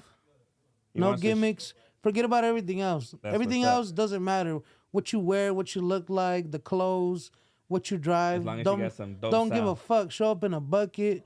But if your art is dope and it hits can't nobody and it's hard, or anything, dude, can't nobody say shit. Yeah. Be so good that nobody could be like, "Oh, that was trash." Because at one point you're gonna be so undoubtedly good that nobody can say like, "Oh, that fool sucks." None of that's gonna matter. And shit. He's gonna be dope. Look at Kendrick. Does he wear any jewelry? Yeah. That's true. The homie doesn't wear no jewelry, bro. He's dope too, bro. He dressed a little weird sometimes too and shit on his concerts. But see, that's dope, that shit. What Smerf just said, he dresses weird. That's not weird. That's just him. We just need to accept, you know, the nigga for who he is. I'm accepting. Like, I'll just say it. I don't. You know? It's weird to it's you. Weird to me, yeah, you know? because we're so used to like what people the wearing market, the dickies with the white tees and shit. We're used to like what people, you know, what everybody wears. I do give him props for being really creative as an artist himself, bro. Too, you know. It's crazy good, bro. If you notice, all the good artists, they're not all the gimmicks are like left to the side. Yeah. The gimmicks are like, and they just focus on craft and shit. The art, which is the most important thing. I feel like focus on the art first, and then all the other shit. You know, show up wearing a fucking dress, you know? Nobody's going to give a fuck. And that's some advice right there to take to heart. He works with a lot of big artists, bro. A lot of artists daily doing music and all that stuff. So he hears a lot of stuff that comes through and shit. But let them know where they can find you, bro. And then we're going to get Dopey in here for a couple minutes. You can find me on Instagram at Gallo __ 3 eyes. You can find me at the Wrecking Spot. I'm always at the Wrecking Spot, so... There you go. If anybody wants to tap in, or you could tap in with tap in with Smerf too, and then Smurf, you know. Oh yeah, I redirect them. And then Smurf will, you know, shoot them my way. You feel me? You can shoot everybody my way. Yeah. That's what's up. But hey, I want to appreciate you for stopping by, bro. You know, and thank you, bro, and giving us this opportunity to ask you some questions. I just came to kick it. This wasn't planned. Yeah, I know. That's what I'm saying. Everybody, when he stopped by, I was like, I don't want to sit in traffic for 3 hours, so I'm like, I'm in your area, in your hood. I'm gonna stop by. And like he came through it, was like, we're gonna hop on the podcast. And Smerf said, you gotta come on the camera, and I was like, nah. And it's a trip because he has a lot to say, bro, and you haven't even heard half of this stuff, dude. So you know we're gonna have him back. We're gonna have new music too. You know, new music too. Stay tuned. I don't know what that knockout song's called yet. Yeah, I don't have a name yet and shit. But it's hard as fuck. It is dope. We'll bump it. So we'll get Dopey out here and shit. Just stay tuned. Meanwhile, I'll go through some of these comments. I know y'all been dropping some comments and stuff. Appreciate everybody that tapped in right now. You know, we got a couple more minutes. And then, Cholo from Atlanta. Hey, thanks for tapping in, bro. Lightwire. Yeah, LimeWire has some crazy shit. Yeah, you're right, bro. Angelina Gabos. What's up, homie? Speedy. Much respect, homie. Oh, I appreciate you. You know, and thanks for tapping in. We just met with them, what is it, like earlier this month or last month now when you think about it and shit, you know? Yo, Miguel always tapping in. Appreciate that, bro. Gallo, you have a lot of talent. Oh, he's met him too, so he already knows. Yeah, he's probably gonna be engineering your son. You already know that and stuff too, dude. You know. Cholo from Atlanta. Oh yeah, that Sam Goody, huh? Yeah, I remember stealing CDs from them places. Yeah, you was gone, bro. Sometimes you can be gone, sometimes you can't. You know. Oh, Angelina, you were stealing the tamarindos, the candy, man. You know. Everybody had a little 5 finger discount at one point. You know. Everybody had it. 1800. Everybody. Well, I don't want to say everybody because that's judgmental, but you know who you are. Oh yeah, I used to watch Barney too. My brother liked Barney, so I had no choice but to watch it. But you know that was pretty dope. That song goes hard. Oh yeah, you heard it already. Dragon Ball Z. Yeah, I had a homie that liked Dragon Ball Z. I didn't really get into that one and shit. You know, I was always into like Gilligan's Island and like the more like shows like that at that time and shit, bro. But yeah, a lot of homies. I had a homie would record every episode of Dragon Ball Z on the VHS tapes. Y'all remember them VHS tapes and shit, no? Lisa, you recognize my little accent, huh? English is my second language, if y'all don't know. I mean, I'm Hispanic, you know, Mexican. My dad's Mexican, my mom's Guatemalan and shit, you know, so. I remember when we got the dish, stumbled upon that Playboy channel. Real ones know. Oh, shit, yeah, I remember the Playboy channel. Hey, you know, but it's a kid show. We can't really talk about that stuff. We, you know, all ages welcome. Mom's keeping it real. Hot teacher. I was making a beat right now. Oh, you were? You were fucking with it, is it? Oh, shit. Young Dopey getting on the beats. What's up, little man? The little man's right here. First beat, huh? I ain't know hip hop till I hit juvie. Yeah, bro. A lot of, you know, everybody got a little story when they first heard their first hip hop song. The chap is here. And then we got a few more comments right here. Your mom had terrible aim. Yeah, you know, that's a good thing. You might end up beat up with a little scar you can remove and shit, you know? Shout out to the West Factory, where's Gangsta Wish? You know, we're going to have Gangsta Wish over here soon, you know? He's been doing his thing out in Oxnard, you know, working and all that on grind mode and shit. So, you know, we'll have him soon on here to give us a little recap and a lot of new music coming from Gangsta Wish, so stay tuned. And then we back at Dopey. Hey, Just Junk Pros, you already know if you need anything removed, the number's right there. Make sure you tap in. Hit them up if you need anything. You know, the homie's been supporting us. We trying to support him. Appreciate them supers you sending us, bro. And I'm appreciate that you like the episodes and all that stuff, bro. But yeah, we got Power Rangers. I remember them Power Rangers, man. I used to like the Green Ranger and shit, but who didn't, right? You know? Oh yeah, the face painting would be a great album cover. Yeah, yeah. So that's why he's late. He was getting his face painted and shit. I didn't want to spoil the surprise, but you know. Oh yeah. Dopey was doing the whole LA parade thing. If y'all didn't know, we champions. Oh yeah. Nah. Hey, so man. you know, everybody had the LA parade today. I wasn't able to make it and shit, but Dopey was there, right? Yeah. Hey, man. Yeah. 1800. Yeah. Right now, I just did a TikTok live. And then, man, you had different states, you know, giving us props. It's kind of like, you know, Trump, Kamala Harris. Like, who should I vote for? Yeah, you got some Dodger supporters and some non-supporters. You know there you go. Yeah. So, you got a lot of people showing love. But in the end of the day, we just don't give a fuck. Because we Dodgers, baby. You know what? I'll make sure that we went over there represented. And I want to tell my story, dog, because I don't know why. Everything turns into a story with me. Hell yeah. Like you're going to the parade today? Like hey, dog, I was waiting.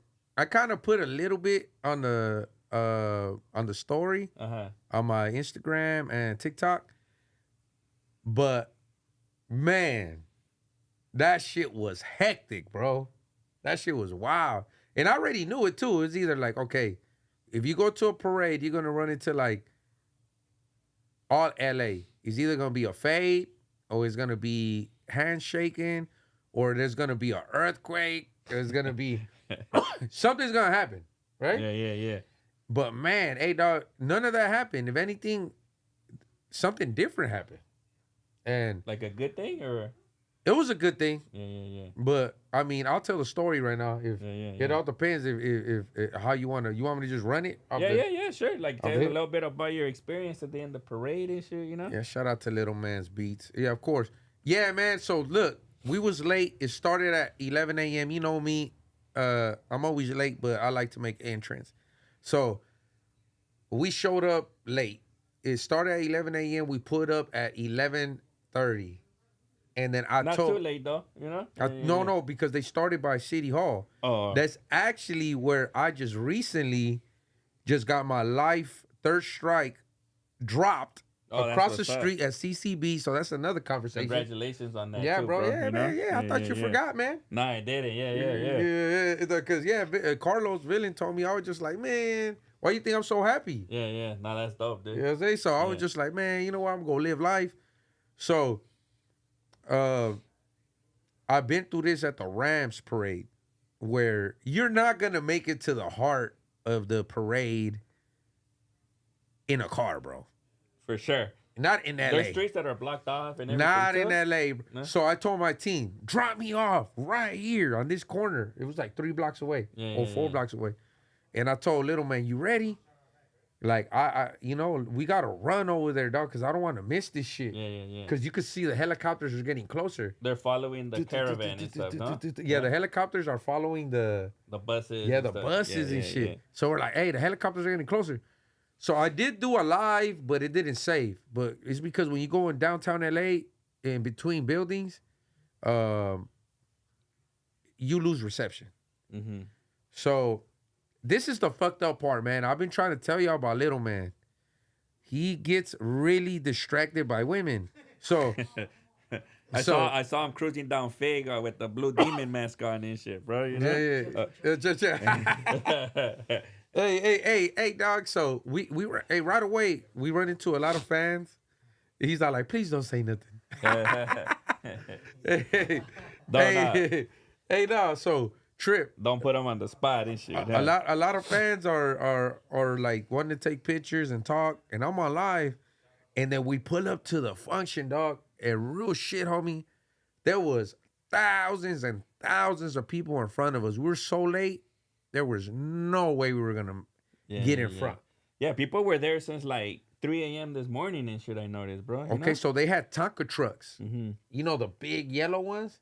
Mm-hmm. That with the big tires blocking the streets, so nobody can go through it and shit. But the crowds are so deep that people like got on top of them, so it was like a wall. I was wondering what those people, because I saw some of your stories and I was like, what are they sitting on? Tonka, on the Tonka trucks. Oh, shit. So they were sitting on it, so it was fucked up because anybody that had like daughters and sons and older ladies. And LA, I love LA, man, but you know, we ghetto as fuck and we grimy. So everybody's like, fuck that shit. Yeah. So you could tell there was more kids, old ladies, older men. But to me, I was just like, and people selling alcohol. But I wasn't gonna stand there. Yeah. You know what I thought about when I was standing there, but at the same time I was looking around, guess what? Yeah. I fucking lost little man, bro. It was a deep ass crowd, right? No, man, but little man, I know what he was looking at. I'm assuming I seen a crowd of girls, and I think he followed them. You know? Oh shit! So little I was man just gets like distracted and shit. Yeah, man, I was like, fucking little man. Gotta chase the cat. He needs to bump some Too Short and shit, you know? Hey man, yeah. So I was just like, hey, you know what? I was like, you know what? It's either because I did call him like about 10 times, and then I put on my blue cape on, and I said, you know what? I did not wait a whole lifetime for me to not see my Dodgers. So I just thought about, like, you know what, man? I be rapping about Bogart. I be seeing bullies in the hood. I be seeing a lot of shady ass people, like just press, you know? Yeah. And I'm not doing anything illegal. I said, why not just use those qualities right now? So through the whole crowd of thousands of people, that's when I started saying, like, hey, homie, excuse me. Hey, move. Hey, check this out. Hey, man, get out the way. Ooh, I went all the way, bro. Like, cut through him and shit. I bogarted that shit, bro. It was like you had the fast pass and shit. Yeah, I was just like, hey, man, get out the way. And they're all like, hey, man, I can't move. They're like, don't let them pass. I'm like, hey, homeboy, boy, you better get the fuck out of my way, G. Yeah. You know? Damn, man. Straight up. Yeah. Like, Like, hey, I'm homie, see my what's up? Dodgers Yeah. and shit. And then, okay, so I got close. If you guys pay attention to my story, it was a Subway. And the entrance So it's made out of glass. Oh, that's what that was and shit. It's made out of glass. So people were standing on the outside rail of it, but I seen them standing on it. So, and then I'm like, hey, I was asking people to help me to get a boost, but they weren't helping. Everybody, fool, people be hating. Every man for himself to try and see the Dodgers. So, then I seen because the good thing is I thought prior, I was like, you know what? I'm going to give me a 12-pack of Modelo's and I'm going to put it in a grocery bag because I ain't about to pay $10 a fucking can of Modelo. Like a stadium price. And shit, yeah. So I went with a 12-pack in my bag. I went prepared. And then I seen a paisa and I told the paisa, like, hey, if I give you a pisto, like, could you give me a boost? Fool, literally, dog, there was like this much of a gap for me to get up there, but they didn't want to move their legs. It was a black dude and a Hispanic dude. And then I'm like, hey, G, help me up. And they're all like, nah, G. Nah, G. Oh, man, really? Damn. And then I was just like, hey, homie, if I get up there, dog, you know, and then they're all like, they just kept looking forward. And I said, I'm going to get up there, homie. Like, you got me fucked up. You know, I'm going to get up there. Yeah. So, and then that's when I told the paisa, like, hey, come over here. And then I'm like, hey, man, give me a boost. He's like, I got you. Boom, he gave me a boost. They didn't want to move their legs. So I had to fucking, like, hey, motherfucker. And they were like, hey, G, you need to chill. And I'm like, man. Aggressive and shit, I'm like, hey, man, who the fuck are you, bro? Tell me to chill, homie. I don't fucking know you, bro. You know? I said, I don't even listen to my mother, homie. The fuck I'm going to listen to you for? That's what they're all like. All right, G. Just give him my hand and shit. Yeah. No, I was already up there. Oh, you're already out. Yeah. So now it's like, all right, it's all good. Yeah. So they're all like, hey, man, the glass is going to break. And I said, look, dog, worry about your life, homie. I worry about, like, I'm ready to die for mine. Yeah. They can jump off if they wanted to. Yeah. Hey, homie, so that's why I don't know if you see me. Everybody was away from me because it was glass. So I was all like, man, fuck that. I'm like, I'm going to see my Dodgers. I got to see Freeman. Freeman was in the front. Mookie was in the second bus. And then in the end was Bravo. Bravo was with his shirt off. And then it was, like I told you, dog, pandemonium, dog. Yeah, I bet, man. You could feel the energy was just like a vibration that like, oh, shit, bro. Yeah. Oh, that's dope, dude. A lot of energy right there for sure, no? Yeah, I was like, and everybody's pumped. We the champs and shit, you know. LA got the World Series again. Which is pretty dope, dude. And I saw it was a gang of people out there, bro. You know? Yeah. I was wondering, damn, everybody took the day off and shit. You know? Like, I was like, a lot of these assembly lines and everywhere, like where they need the employees, is empty and shit, bro. You know? I was like, damn, that's a trip, bro. You know? Hey, man, I didn't even know my cousin. Shout out to my cousin Alvin. I heard that Fell from Hoover was right there. I seen Hoopty. There's a lot of people. Oh yeah, the homie Clumsy from Northside Weemas. He actually did a lot of my tattoos and the pen. Like 2006, 2007. a lot of people, bro. LA was there. That's what's up, dude. LA was there. Hey, homie. And then after that, they opened up the gates, and I even showed it on because I was so elevated that I could see when the people that was in the back that couldn't see anything. I felt bad for them, dog. But it was too many of us, fool. Yeah. And then it was funny because I said I did like a little meme. I said, like, hey, I know things might not be too funny when I say it, but I was all like, hey, man, I'm looking for my friend Little Man. Have you seen him? He's wearing blue. About yay big. I say, he's this big and he's wearing blue. Yeah. And then I was like, everybody was looking around like, everybody's wearing blue, bro. Yeah, that's funny. I ran to the homies I was in prison with, like 2006, 2007, 2008. Homies out there selling hot dogs. From like homies that like are running businesses, like multimillionaires now, bro. They're over there like, hey, Dopey, that's crazy, man. Like, you don't look so young now, man. Yeah. And I was just like, what the fuck? I thought I did. I said, well, you don't either, homie. I know, right? If you got older, they got older and shit, you know? They're like, yeah, man, I remember, man, you look young. I was just like, motherfucker, what the fuck? You know? But it was a good time. It was a good time, man. Like, definitely, dog, something that I will never forget, dog, because of how hard it was to get where I was at. But if you guys see where I was at on my story, you guys will see that I fought to be there. Literally, bro. You got there late and shit too. And you know what? I was just like, wow. I've been the end, and I got to see where the buses parked at the end. Oh shit. And I got to see the crowds run towards them.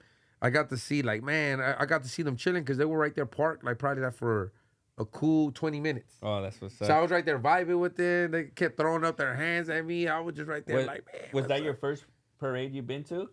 For Dodgers? For the Dodgers? Oh, bro. Yeah. I think that's the only parade in our generation. I think the last one was 1988. Oh, I think 2020, no? 2020 was COVID. Oh, sure. So we didn't have no parade. Yeah, I didn't remember that. Yeah, that's a trip. Yeah, man. So this is the first parade for everybody, you know? Oh, that's dope. Yeah. That was a good turnout. I was thinking, I guess, the Lakers too and shit, huh? Oh yeah. Because they do the same thing and shit. Huh? So I've been to the Rams. I've been to the Dodgers. I can't remember. Like I tell you, every time somebody wins, I'm in jail or some shit. So to me, it hits different, bro. Yeah. You know what I'm saying? Oh, that's dope, dude. So that's a good thing you have fun and shit like that, you know? And then what was your best take on that? Like, what do you think? Like what was the funniest part right there, dude? Of the parade? Yeah. Running into old homies type thing, or like... You know what, man? Honestly, bro, like when I was up there, like on the glass, even though like I was getting hated on to get there, but when you're there, you appreciate the moment to be like, damn, this is my city, bro. Mm-hmm. Real shit. Like, I'm like, man, every song that I be like, man, what I say, the Welcome to LA, Lakers, Rams. Dodgers. Yeah, I saw you playing that one. That's a dope ass one too. That's from the Elite album, right? Yeah, bro. That's a banger. That's me and Wish. That's why I thought about Gangsta Wish. I was like, man, I wish you was here. Yeah. Because we make some bangers, but this is like what I rap about, like the pandemonium, the energy, the love. Like, if anything, I wish I could carry all the older ladies and older men with me, but I can't. But if anything, like if I could break through those taco trucks, I would. You feel me? Yeah. But there was older gentlemen and older ladies in the front too, though. So all it all became it became a part of you having to be there at a good time. Yeah. 3 a.m. and shit. Yeah, bro. I saw people in there. They were like setting up, dude, and they were already people like waiting and shit. Dude, bro, you know? I'm gonna tell you like this. Shout out to last night. Shout out to the homies from Wilmington. They actually got a room at the West End, right there in the end on 5th and Flower, where it all ended. That's where I filmed that. They got a luxury hotel right there all night. They were right there drinking at the bar all night until the morning. And then they made it on the news too. Oh shit! Early in the morning, they're right there, hey, we right here. Like, it's a vibe. Yeah, definitely. So to me, they were like, hey, Dopey, we're already right here. But by then, I couldn't even make it, dog. I was like, fuck, layers of thousands of people, bro. Yeah, like ass to cheeks in a way. Yeah, like you couldn't make it, dog. And it's frustrating because it's like, you're not gonna be the one to crack off a riot or look stupid and fight. Yeah. And that's the one thing is. Right then and there, we all celebrated together. If you guys check out my video, my Instagram stories, you guys will see, man, we were all together celebrating, dog. We were right there going crazy. Oh, that's dope. Yeah, I wanted to go and I couldn't make it, dude. I had to do my little job thing and shit, you know, and barely made it over here actually too. So, you know, that's actually dope, dude. Hell yeah, man. But hey, dog. But after that, me and Little Man, that 12-pack. So I ended up finding Little Man. Gladly. You know, he was like 2 streets down. I said, how the fuck you end up over there, bro? He's like, oh, you know. Yeah. The razzle dazzle. Yeah, the razzle dazzle. A little razzle dazzle. Yeah. But I'm glad I found you, player. You know? And even then, I tried to go live, but I couldn't go live because I'm pretty sure there was thousands of people trying to get on the phone. Yeah. But it's not until the crowd went away that finally that I was able to get on the phone. And then I called him. I said, hey, man, where you at? He's like, I'm over here, like 2 blocks down. I'm like, what the fuck you doing over there? Yeah. It's crazy how that works with the signal, huh? Like when people are like, it's in a big area and shit. Yeah. You can't get a phone call out or a text message and shit, you know?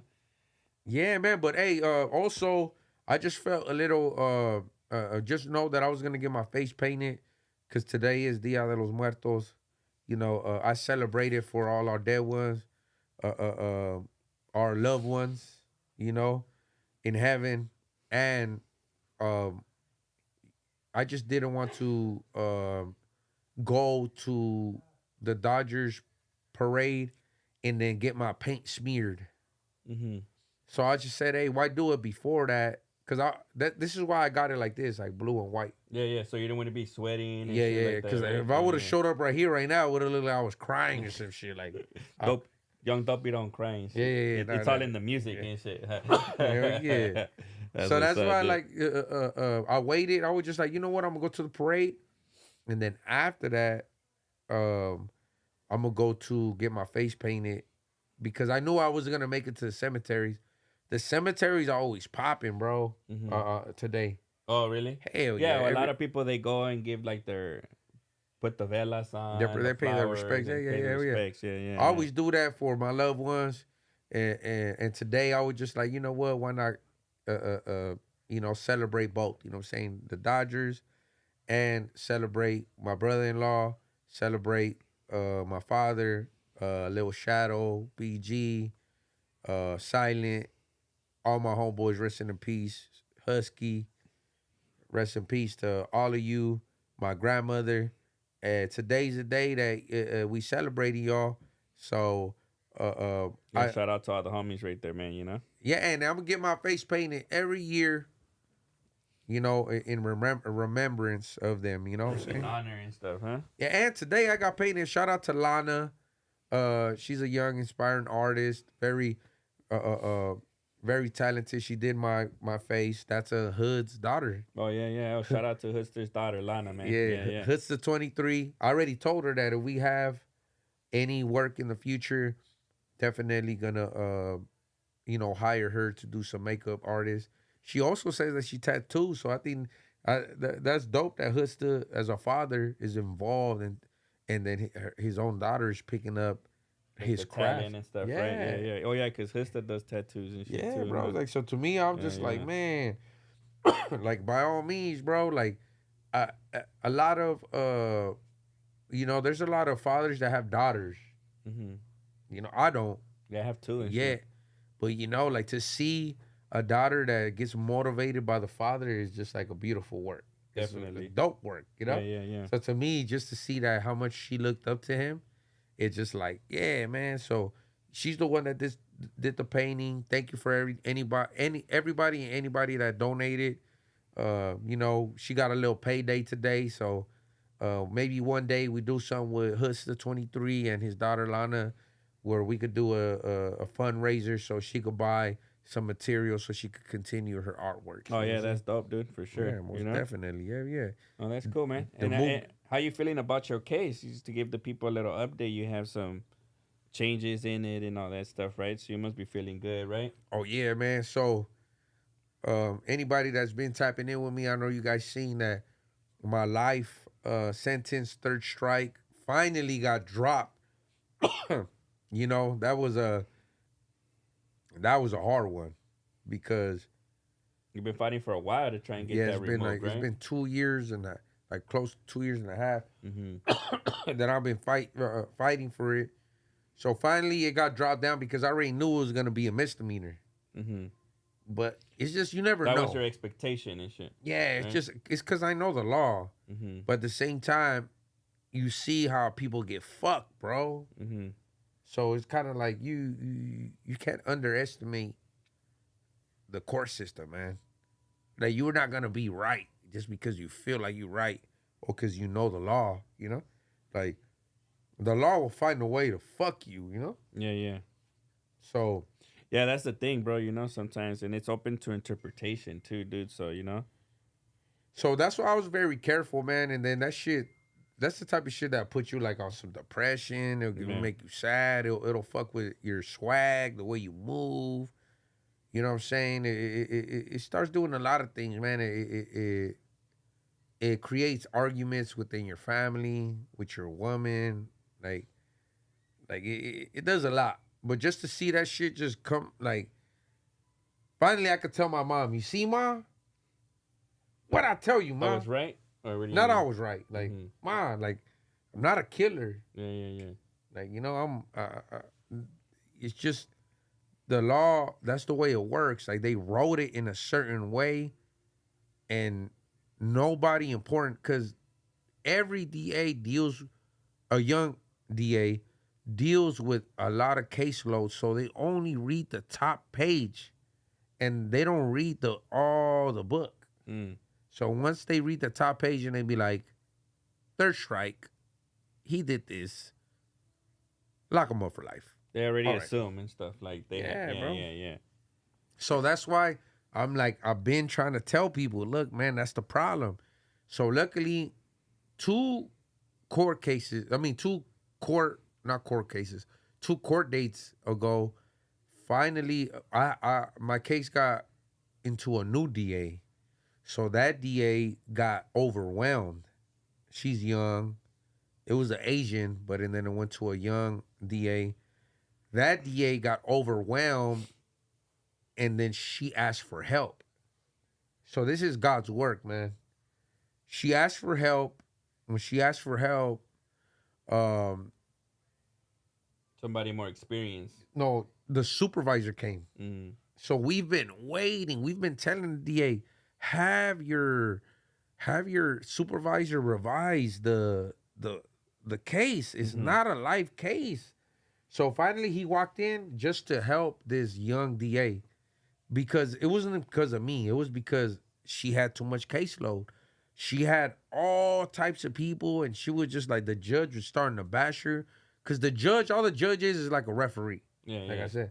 So they told her, like, hey, can you keep up with the work? If you can't, call somebody to aid you. And then the supervisor came in, bro. Once the supervisor were right there, my two lawyers were on him like a fucking pit bull, bro. We're like, hey, whoa. And then they'll turn their head and look at me and they'll wink. So I knew, like, all right, so they're on it. So that's what they did, bro. And then he looked at it and he was all like, you could tell he was just like, hey, y'all calm down. Yeah. He's all like, give me a few days. I'll get back to you guys. That's why my court was like on a Wednesday. He said, come back Monday. So I showed up this Monday. And then as soon as we showed up, they're all like, oh, yeah, life is dropped. And it's a misdemeanor. We're like, what? Yeah. Like, hey, this is after all the money I spent on all this bail, stupid ass GPS that I still got. For real.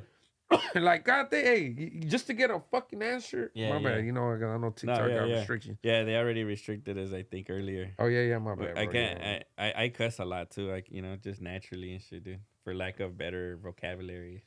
Yeah, God has better plans. Yeah. The no, DA likes dope. to create villains. Yeah, man. It was wild, man. You know what? To me, forget the money, man. Forget the. It's gone and shit. If anything, bro, you know what it did? It gave me a stepping stone to build from, man, and to learn from, man. Like, oh, man, like the other day, my baby mom was having an issue. Like, I could have snapped on her and started tripping. But you know what? I was just like, man, I'm blessed. Yeah. But what am I supposed to do with this? Like, you know what? This young lady right here, brand my child, you know? Like, I'm supposed to be making her stronger, making her shine, and help her. Yeah. You feel me? So you see how it gave me that... Okay, what am I here for? To still be self-destructive, to hurt people, or to help people? You know, so I'm definitely here to rebuild, man. It's not done. 1800. Next week I find out if I'm gonna do time or not, man. So they're gonna break the case down of. So now it's a. So is it now, like where they're gonna find you guilty of something or innocent of something, and that's no, how not you yet, know, not yet. Or that's the time you're facing. Well, now it's not life. So now that got thrown down to a misdemeanor, I still got the felony, felon with a ex-felon with a firearm. So that is non-violent. So it's not my third strike, but definitely if I take a deal, I gotta do time for it. Oh, okay. But there is different type of deals. There's deals from doing prison time, doing county time, or staying out here in the streets. So obviously, you know, I have a lot of great people, a lot of good organizations offering me alternatives, you know, and helping me to mediate and negotiate with the DA for me to try to stay out here with you guys. So that's what I'm pushing for legally with my lawyers. That's dope.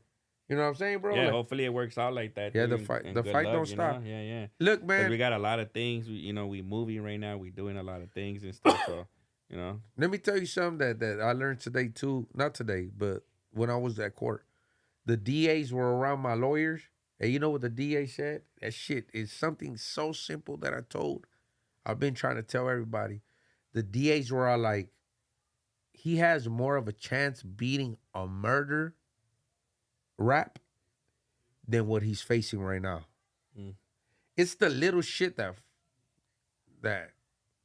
gets Messes you. it up and bites you in the tush later on and shit, you know? Yeah. That's what I'm saying, man. I Like, said tush because I'm trying to teach my daughter, like, if they to say, like tush as a vocabulary word instead. So it's sticking. yeah, bro. So that's what I'm saying. It's just uh, it all depends on the negotiation now. I've been fighting it like for 2.5 years, bro. Mm-hmm. I'm hoping they see the good that I've done for the community. I'm hoping that they see that I've been on GPS. It's kind of like I've been doing time already, man. Yeah, yeah. I've been restricted from doing a lot of things. I mean, but then again, man, it is what it is. If I gotta go back to the pen, then hey, I go back to the pen, man. You know what I'm Mm-hmm. saying? I got my brethren in there too, man. So hey, but if I do go in there, we got albums, we got all types of things ready to drop. But at the same time, I know it'll be much more valuable if I'm out here in the streets. Yeah, for sure, dude. You know, it's better time spent out here, right? Like to be productive and stuff like that. But sometimes, you don't have control of it, I guess, Yeah, And at it's this like point, yeah. whatever destiny has written out in a way. This case has actually been harder than Most of the other the cases. murder cases. Oh, really? Yeah. So that's That's when I heard crazy. the DA say that, Yeah, yeah. I was like, damn, this motherfucker hit it on the spot. Yeah, yeah. It's kind of more like you when you like caught up. Man, you got like a banana beer. Oh, yeah, that's why I grabbed it. I was like, I'm going to grab another one. I forgot it was empty, but it's banana bread beer today from Eagle Brewery. I like the fruity stuff. This one tastes dope. And I don't know if everybody likes bananas, but I love some banana bread, man, For sure, I'll for be, sure. be messing with that and shit. Today for Dia de los Muertos, they got pan de muerto.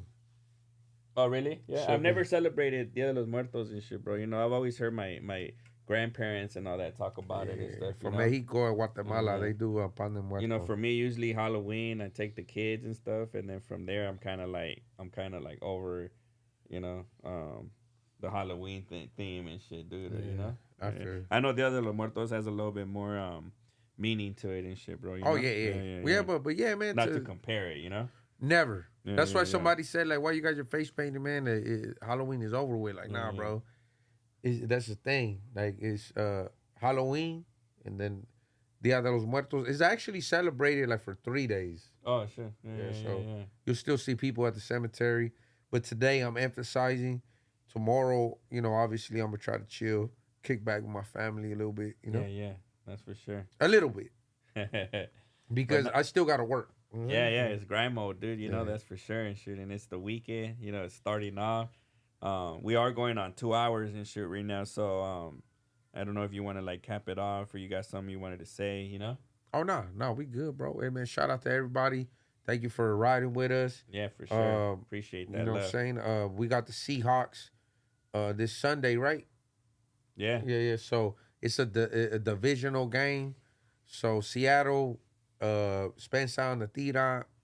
I'm gonna be gunning at y'all. Yeah, we need the Rams to step it up and get that Super Bowl win so we can be the city of champs. Yeah. No, yeah, because Seattle I think is on top right now of the division. Yeah. So if they already beat.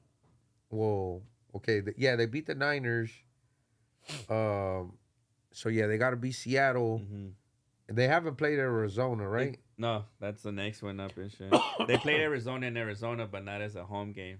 So we got Arizona as a home game left. Dolphins. Seattle is in Seattle or is over here? This one's in Seattle. Yes, it's Seattle. Yeah, and they have a game coming back. I think December 29 is gonna be the Seattle Seahawks home game too. Okay.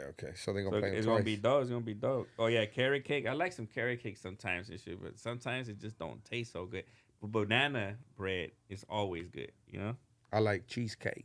Yeah, I love cheesecake too, but you know how at Costco they sell that big one and shit. it's so good, but nobody in my family likes cheesecake. Okay, So I can't eat it all and shit. But I can eat it all, but I know I shouldn't eat it all, you know? I got you, bro. Yeah. Yeah, man, and another thing too, man. Shout out to all the other neighborhoods that I've been running into, man. They've been telling me about their young talent Oh, that's dope. Yeah. everywhere, bro. It's just like a pitch everywhere now. Like, hey, Yeah. D, like we got like earlier I ran into the homies from Primera Flats. Um, earlier I ran into some homies from Sangra, and then shout out to the homies from 204th Street. Once again, the homie, I met a new young homie, Grimy. Shout out to Grimy and Muerto and Shy. Uh, I want to check out what y'all little homie got too. There's another homies the homies 204th Street said they got a young homie that's trying to rap. Uh, shit, who else, man? Oh yeah, that's dope, dude. Man, yeah. And it's good to see that people are trying to do something with it, you know. And I think that's dope, like that they're trying to get their music out and shit, bro. You know. Yeah, even 4Extra from 40 Crip. The other day I was with him at South Central. Um, man, we was in the county jail together. The only thing is that we was in separate units. So I took a picture with 4Extra. You know, he raps too. And I like his energy, you know. So I told him that, hey man, next time I'm gonna invite you to the studio with us too. You know what I'm saying? It's not only the raza, you know, there's, you know, the brothers too, man. Like anybody that's trying to work with us, like, you know, we are open book, man, ready to make this cheddar. Yeah, no, definitely. We always put it out there too, you know, if you got young artists and all that to tap in and shit, you know, and we get into the studio. We're waiting for KO. We have this cipher that we're finishing up, so make sure we're going to announce the winner pretty soon, and that person's going to be able to get into the studio with KO as well too and make some jams together. So I'm really looking forward to that and shit, bro, you know? But yeah, shout out to everybody that's trying to get on that grind mode, man. It's the only way to be, dude, and you know, and try and make something for yourself and you know, put some cheese in your pocket and shit, bro, you know? Hell yeah, man. I like the lights. Some motherfuckers is high in the motherfucker. Yeah, bro, it makes everything look clean, right? It's a better picture and shit. You know, thanks for everybody that be supporting us and sponsoring us. We're able to like get some equipment and all that shit, man. So I think that's pretty dope. Hell yeah. You know? Well, all right, man. Well, shit. You know, it's Friday. The weekend's barely starting, but for us, we barely starting. Well, for me, because Smerf, he starts on Monday. Yeah, that's my days off. You know what I'm saying? Yeah. But right now, man, For for what me, is it from Monday to Monday and from shit, Monday bro, to Monday, know? man. For me, man, I gotta go like from Wednesday to Sunday. But my work is barely like in its mid state. We got a shout out to the homies at 710 Studios. I probably knocked out like 10 bangers. We got Baby Bounce over there from Gardena. I've been meeting a lot of homies from different neighborhoods over there that rap, talented individuals, engineers, everything. Check them out, man. If you guys want studio time, they ready to work too, man. They want to work. Yeah, too. I see you over there at 7 Studios. Shout out to 7 Studios, Greedy and them and Hood and you know they doing they thing And Ronick, too, bro. yeah, you know, Ronick, dope, you know? Ronick, Hood, all of them, I man. don't know Ronick. Who's Ronick? Ronick is got no control. Oh, the painter and shit. Yeah. He also does podcasting. Oh yeah. You know, it's good. It kind of reminds me of what we're doing here too. Yeah. They very got similar and shit, huh? most definitely. So more power. It's like you got to surround yourself with that business mind state. For sure. You know, people that doing it like that.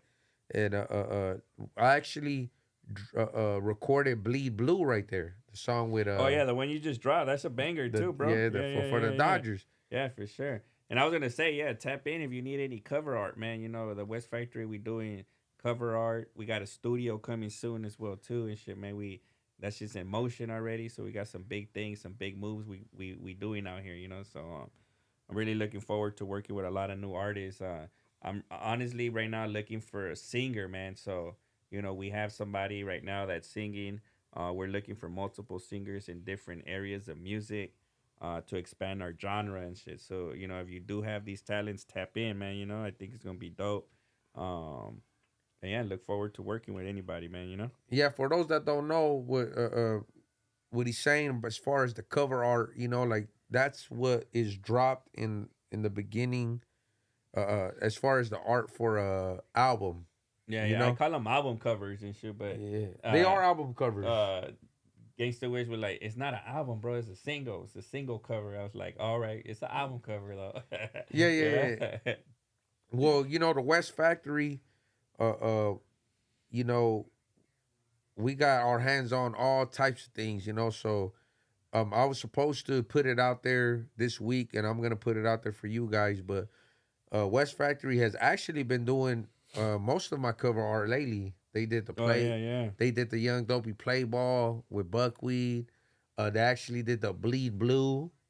Yeah. They've been doing the Yakko 18 knockouts album covers. They did some of Hoodsters. Yeah, some of Hoodsters, some Big E. Big E. You know, we try and work with everybody. Some Pugs, Oxnard Pugs. Yeah, man. If y'all need cover art, if you're an upcoming artist, or if you got a business, or you need a flyer done, you know, like for your next event or something, you know, tap in for sure. Yeah, tap in with the West Factory at that DM direct message. But you could also get at me, Young Dopey. Yeah, for sure. And I'll definitely connect, you know, our graphic designers to make it happen. You feel me? And obviously, you know, we're a upcoming business, so we charge a little less than the more higher ones, but our quality is 100. Right up to par, man. Yeah. Know, We could compete with the best of the best, you know. So sure. we invite anybody. 1800. So we invite any of them to come through. You feel me? Yeah, for sure. Well, appreciate Just Junk Pros again, one of our sponsors. Tap in with them. I appreciate everybody that came through and tapped in and dropped a comment and all that. You know, make sure you share the video, drop a like, drop a comment. If you ain't subscribed, make sure you subscribe. We got a lot of good things coming out. We got our member channel. We drop exclusive content weekly on that member channel. You can subscribe for $3.99 or $2.99. And we got some surprises coming for members, so make sure you sign up to that. We're looking forward to that. We got a lot of things in the pipeline. You know, free giveaways and all that for members only jackets and stuff that we're gonna be whipping out. So just, you know, tap in, stay tuned. Hell yeah. Luis Zumaya. So what's up? Dopey's YG from Soundfed. Shout out to YG from Soundfed.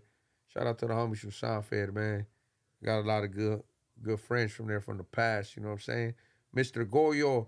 Oh yeah, he said he was with Trigger for 106. Where's Trigger at right now? He's still in the county, man? Fucking Trigger, man. I said, Mr. Goyo, what's up, Young Dopey? I send mine to you and yours in full blast from me and mine. Much love, respects, and blessings to you. Yay. Salinas, California. Shout out Salinas. Yeah, shout out to Salinas and Paige. Yeah, always stepping in and dropping and tagging. Hopefully you have a good night. God bless. God bless to you guys, to you too, to everybody out there, and to Paige. Thank you, shout Paige. out Paige and Lisa. Just Junk Pros, Jay Mendoza, always, man, he's putting my son's kids through college. Yeah, shout out we to appreciate that support, bro. You know, and we'll get those shirts done, so I'll hit you up so we can get them shirts done and all that, bro. You know, we actually just bought a new machine today too, so we dropped some cheese on that so we can ramp up our production on that stuff because it's looking pretty good. Oh, so he's still in South? When is he supposed to get out of South, man? Because, man, that fool's been there for a little while already, huh? He's talking about Trigger, fucking Omar. I see his dad the other day. I was right there just chilling with his dad, playing with his dog. Yeah, but hey, man, shout out to everyone. It's already getting late. Hey, salute. Nice looking. See you next Friday, baby. Tap and in, I hope tap in. I hope I'm still out here. And if I'm not, write me a letter.